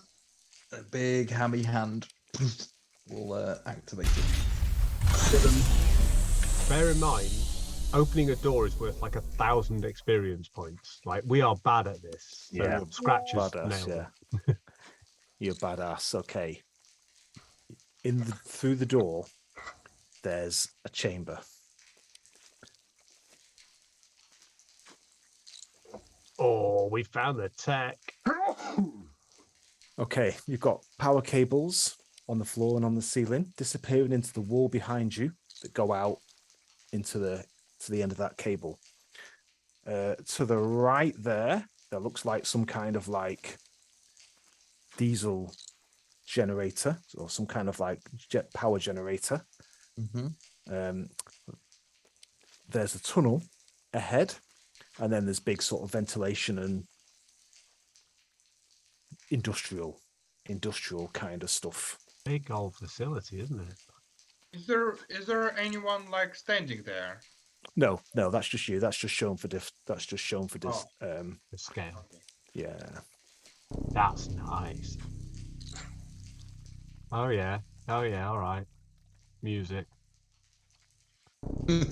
Sinister, foreboding music means tech. I'm sure Death that's all it robots. means. Just means Something. tech. Yeah. Doesn't mean anything bad. Yeah, No. it's fine. The drips So- behind you fading into the distance now, aren't they? Get a bit quieter. Feel free to turn the audio down if it's too loud, obviously. Too fine. scary. So there's a kind of tunnel there, and there's actually some.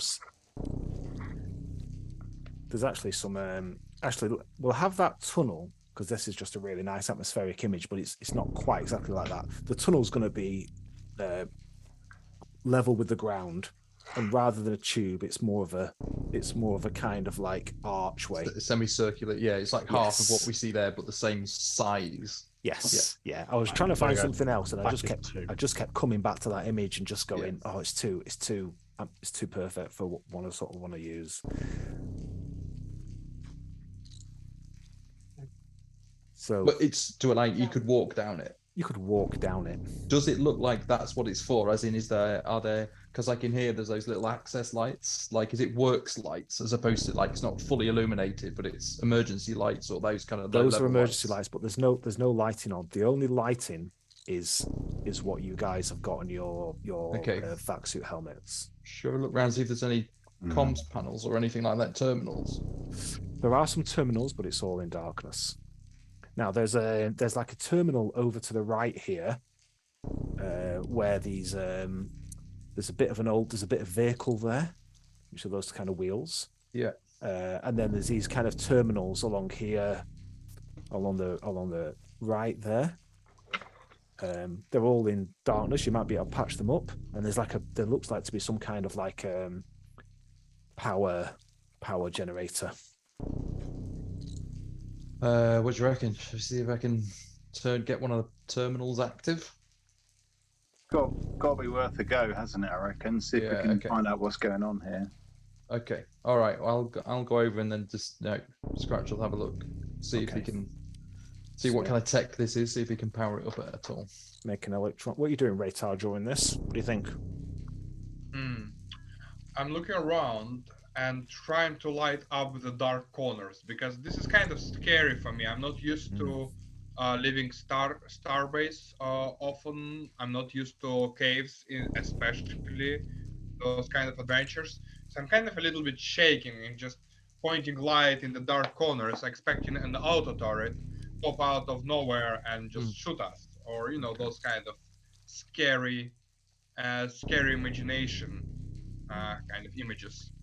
So you'll try and get a turret. Do you want to try and get a terminal online then, Scratch? Yeah, I'll give that a go now.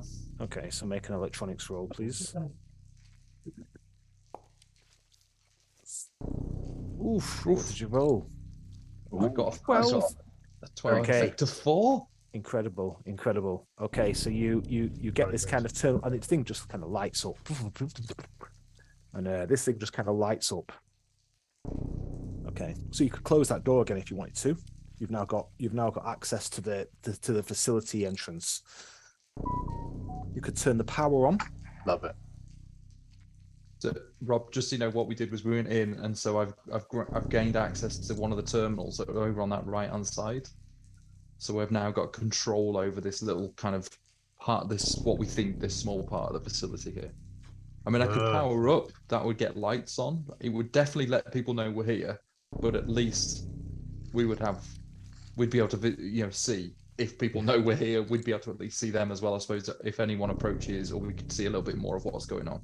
I think there's a good thing in advancing under stealth, but I think being able to check the facility, if we can check any cameras or.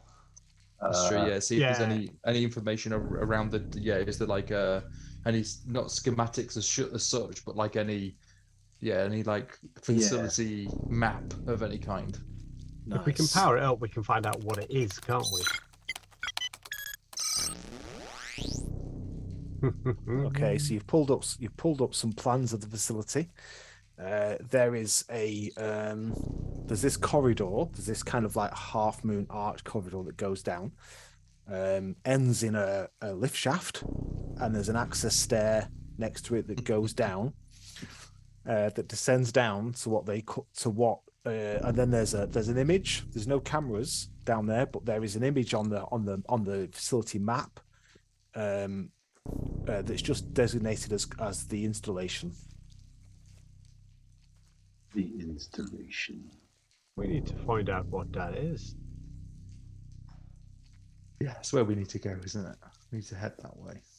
Now, Can I turn see? the power on if you want? I was going to say, can I see what's like from the terminal? Can I just see what currently is active power wise within this facility? Are we in full? There's nothing everything's active. off? Doesn't look like it's been used for quite some time. I'm going to say If the we last, get there and it's the a last lift entry is a shaft. couple of years ago, actually. Yeah, if we get there and it's a lift shaft and there's no power. No, we could do with the power on. Like if it doesn't look like anyone's been here, I think that we put the power on. Me and Raytar love a lift. Nothing bad happens. Okay, let's just do it. I'll see if I can get some power on. Don't tease us. Well, with that roll you made, that electronics roll, I'm going to say you can get the reactor on. It's a small local fusion reactor. Oh, I turn to Dex, and I'd like to say, that thing might cost something, if we can obviously carry it out. Oh, we've got a fusion reactor in a station that's drawing additional power from the dam, potentially. They need huge amounts of power in here. Like, when you say fusion reactor, are you talking Starship scale? No, much smaller. Just more like it'll be enough to power the facility. Okay. Like 3 to 400 kind of kilos. Yeah, just like a tiny thing, really. Just like it's power a small number of village. 1 or 2 people can kind of put it on a tray and kind of get it out. Yeah, I think you could probably dismantle it with enough time. You can buy them. I don't know what they cost, but. Are we saying that they've perhaps been using the fusion reactor to keep this place powered until they're ready to go with the facility, at which point they'll start drawing additional power from the dam? Seems a working theory to me. They've like set something up here, but they need a lot of juice for whatever the ultimate plan is. So yeah, I think power on, get down that lift. Let's find out what the facility is. Okay, with the power on, I'll just do one last final to see if has there any been, with the power coming on, has it activated any further big power sources anywhere within the facility, like, or is it just almost like just giving reads of, okay, it's active. There's nothing like. Just shows it's active. It's just not. Yeah, it's just you basically turn the power on. Doesn't tell you much else about it. Dax will just say to Scratch. Any signs of any defensive systems online in this place? I don't want to walk into a fucking laser beam in a wall. Yeah, a fucking good idea. I'll check it out. Make another roll, but this time make it that blind GM roll. Okay. All right. Okay. So that was electronics.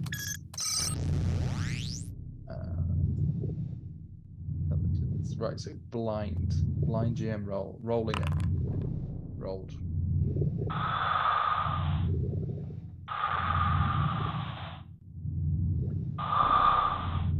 Okay.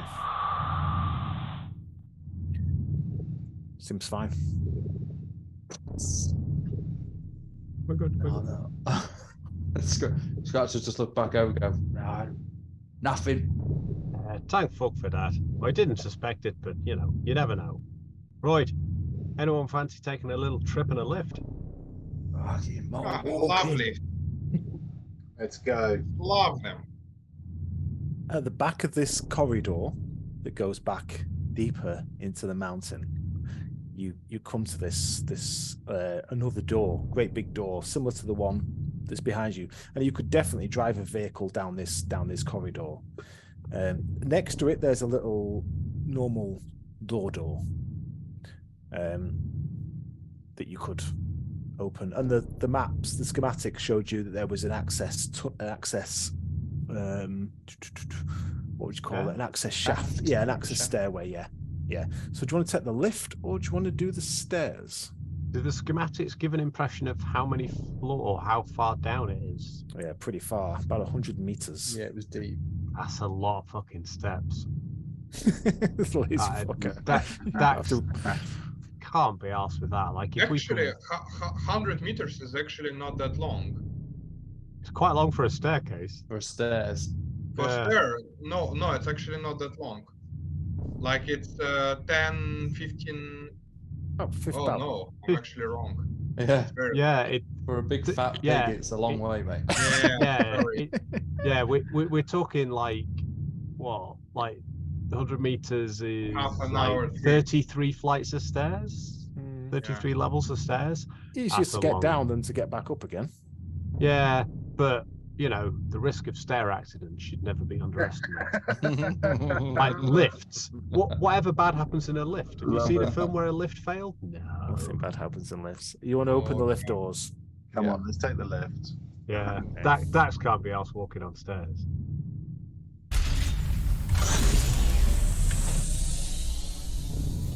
Is the lift Mike- big enough to drive a vehicle into? Yes. Okay, right. So we're talking big shit. So filled with sound effects, Mike. You really showed me before tomorrow how it's really done, properly done. Yeah, We don't start like this, did we? We just sort of evolved into this over a number of years. and it didn't require AI. Didn't require AI.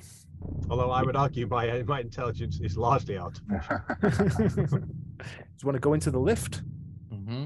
Yeah, Dax is going to wander into the lift. Just There's- check there's the just- corners. There's I'd just like, one button. There's just one button to press. Oh shit! I'd like to suggest something. To Oh, the there's team. two. One for up and one for down. One for up and one for down. I'd Oh, like sorry, to Rachel. suggest something to the team.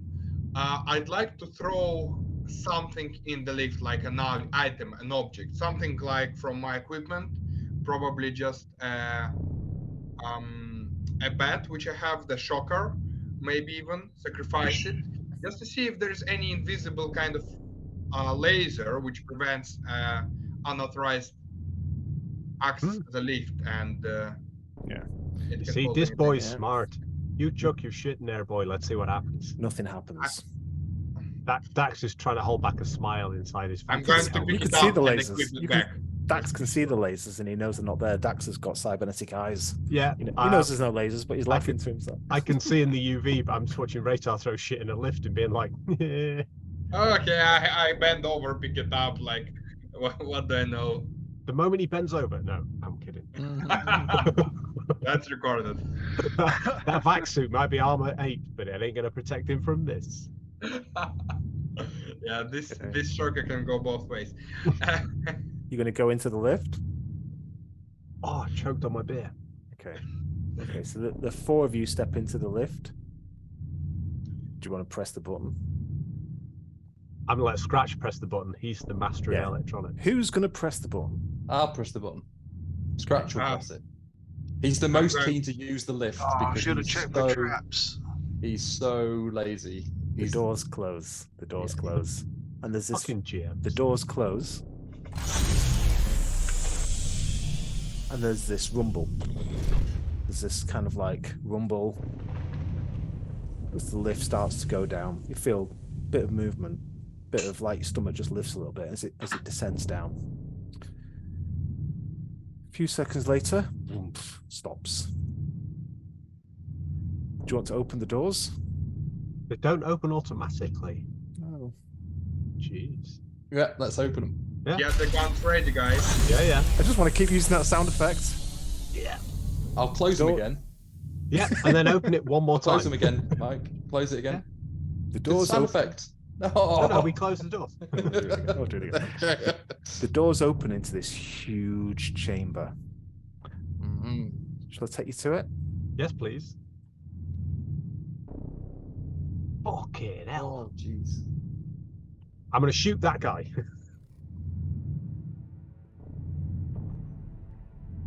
Amazing. What a picture. Huge chamber. Okay. You guys are about 2/3 of the way up it. It drops down. It's about 30 meters high, 30 or 40 meters high, this chamber, and you guys are about 20 meters up from the floor. And you've got this kind of gantry that goes around it. and on the floor there are lights coming on, bing, bing, as the facility starts to come alive. It's like still activating, or Well, there are is that things what it going feels on like? because you've turned all the power on, Yeah. but nothing. There's no like massive surges of anything really Okay. happening. There are just like normal lights coming on. Mm-hmm. You can see cables running into it, and I suddenly want to watch Event Horizon again.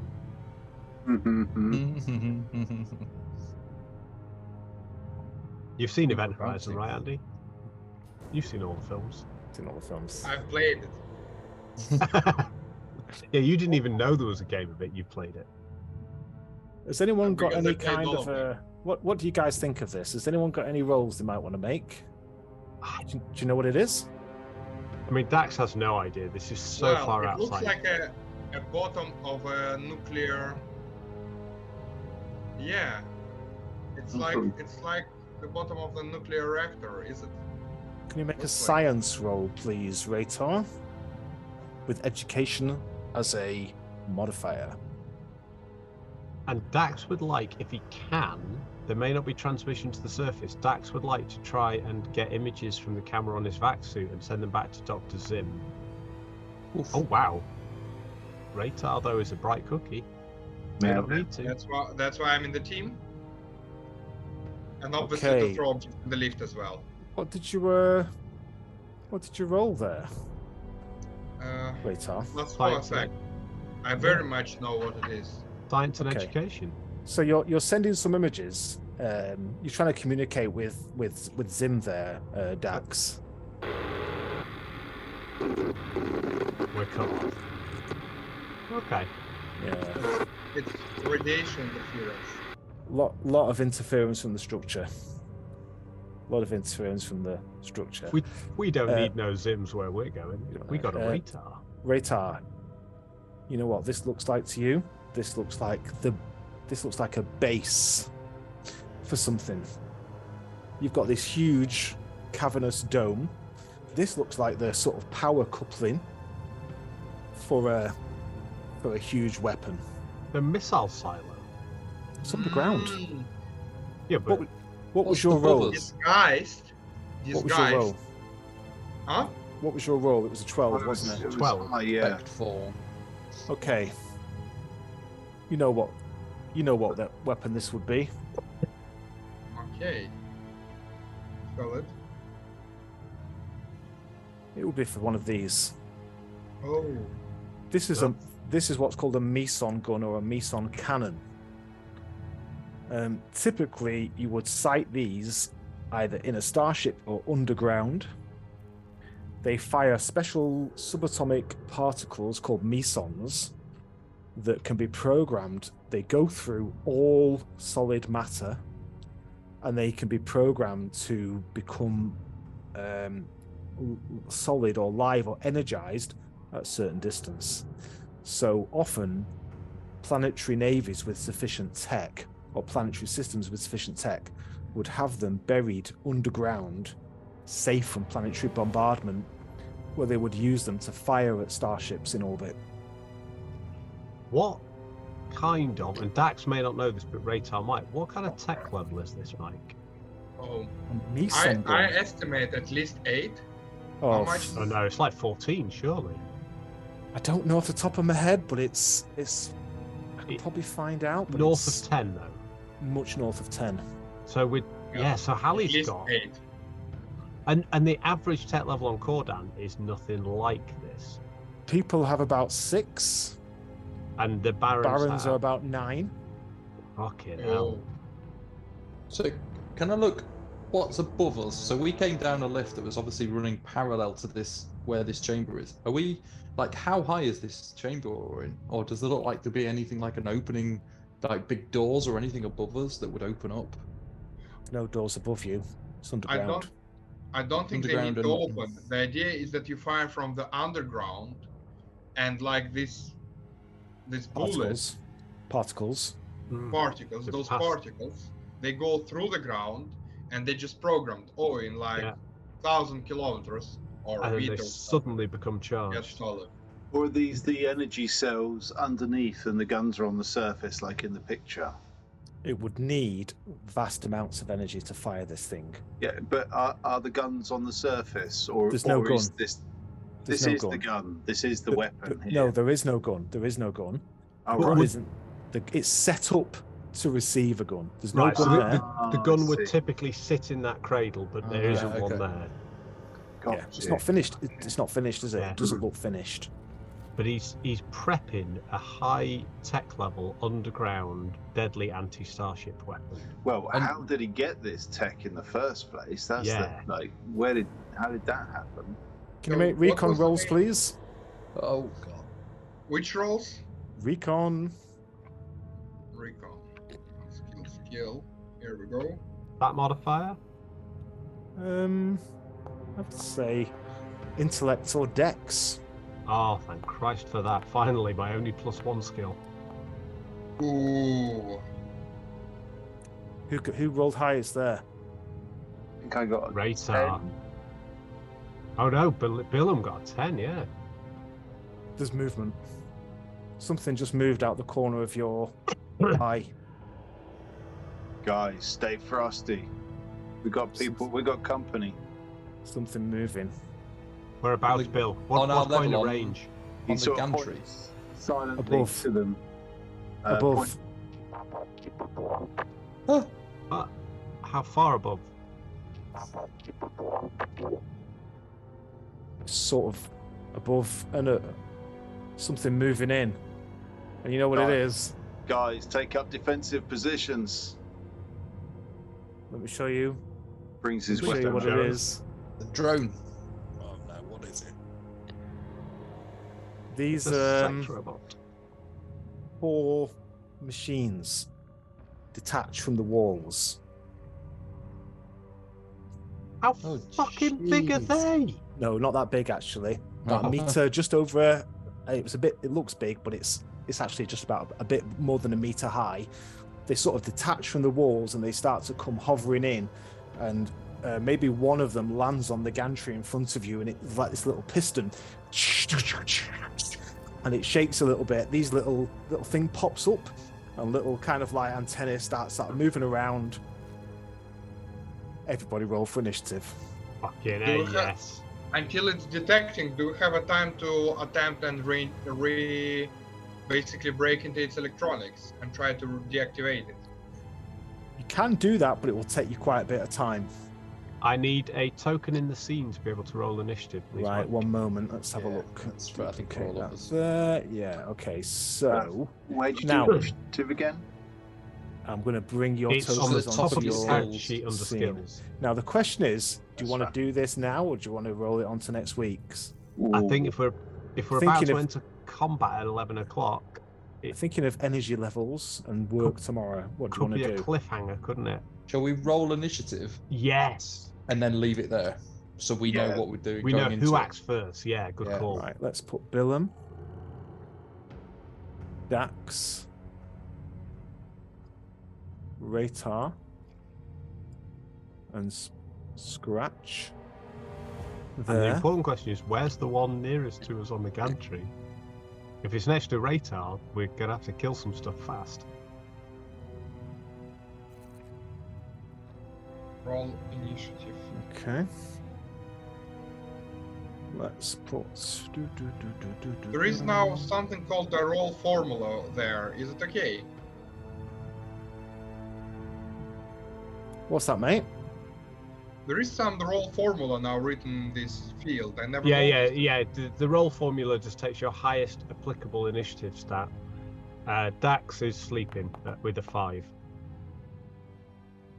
Scratch and Radar both on an 8. Just put those as there. Bill spotted it, and Bill. Bill hit fucking double sixes. Boxcars, baby. 1. Bill sees them Two. coming out, and Bill's acting first. Oh, Dax is like, bloody what you camera's talking messing about, with Billy me. boy? 4. Let me add these to the combat tracker. Get that working. Keep 2, kicking off. 3, Right, there we go. Back on again. 4. Okay, let's roll 1, 2, 3, Oh, At least one of Ooh. them's slower than I am. yeah. So, So these things like come out of the ceiling, and they're bristling with sensors, and they've got a weapon.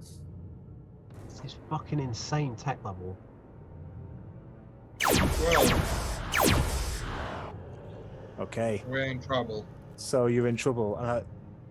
Should we pause it there? I mean, you type there. Time to pause it. that's I mean, good. I don't know end halfway through combat. Yeah, Otherwise, I'd say that's go a good half an spot, hour. I think. Yeah, that's a good spot. I would agree. Okay. I think Okay. Nice one, grand guys. scale, mate. This is a terrifying facility. Very good suspense. Extremely good suspense. Extremely is with it the button. terrifying? Do you want to press the button? I never was scared in my life of a button. Well, I wanted to That's- kind of create this feeling of you gradual menace with nothing really happening. solid. And I made you make rolls that had no real Yeah. purpose. I loved watching Raytar throw a stun stick into the lift while we're all standing Yeah. around going. I was already scared. Well, in a role-player game, right? In real life, I was brutal. Yeah. Yeah. Wow. Well, these are light warbots. These are more advanced than they'd have on the planet. They could only be imported. Do you think we have a chance to reprogram one of them? Like if I get Oh. close. We could get a second friendly robot on board. You can hack them, but it could take minutes. If we had Odin. If only we had Odin. It can still take minutes. It can still take minutes Yeah. to do. It's not And instantaneous. minutes is tens of rounds. They'll have killed us in that time. Minutes is tens of rounds. But maybe if we disable one, we could then try and reactivate it and reprogram. Right. You notice they're a little shiny. They're kind of shiny as well. They've got little aura, But yeah, a little mobile aura around them. little scary bastards.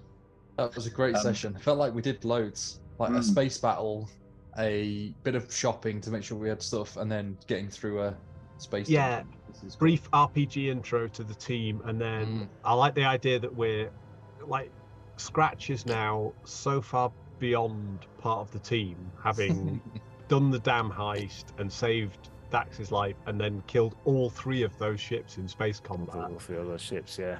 He's the fucking man now. Yeah. Raytar suddenly got a bit to prove Raytar's- himself, hasn't he? Bit to prove himself yet. Well, yeah, but he's in the mix now. Like we get out of this and do this and get some money out of it. Raider gave like a couple of replies here or there. You know, he was unconscious most of the game. But Yeah, sorry but about once that. he was brought back to consciousness, he started to act all cool. Until the lift, obviously, but you know, we will scratch that. I mean, I love it. this originally I thought this was going to be like a hit and run operation, but I mean, you've played Simpsons Hit and Run, right, Andy? I mean, that's obviously that's something you've played. I love that Andy's coming in and sort of taking the place of Gary as well, with like, you know, wanting to take one of these robots back to reprogram it, and just completely side elements to what's going on at the time. Kind of like, actually, I want to go and do this or grab this thing, or I would love to see this party Zim 2. with Zim and Raytar together. The jeez. mental shit we would do between brokering for cash and Zim's mad ideas. We need Gaz back to make this like the ultimate pirate team. it's going This to be is a great Christmas extravaganza. It is. Oh, thank you, Mike. That was Okay, nice one, guys. Yeah, Well done. awesome, Mike. I hope it felt Cheers. brooding menace, and we'll reconvene next week, defeat these robots, and Yeah, we will. see what secrets lie ahead. Yeah, that's amazing. Amazing. All right, Mike, do you have a sec? I just want to ask you about those audio effects.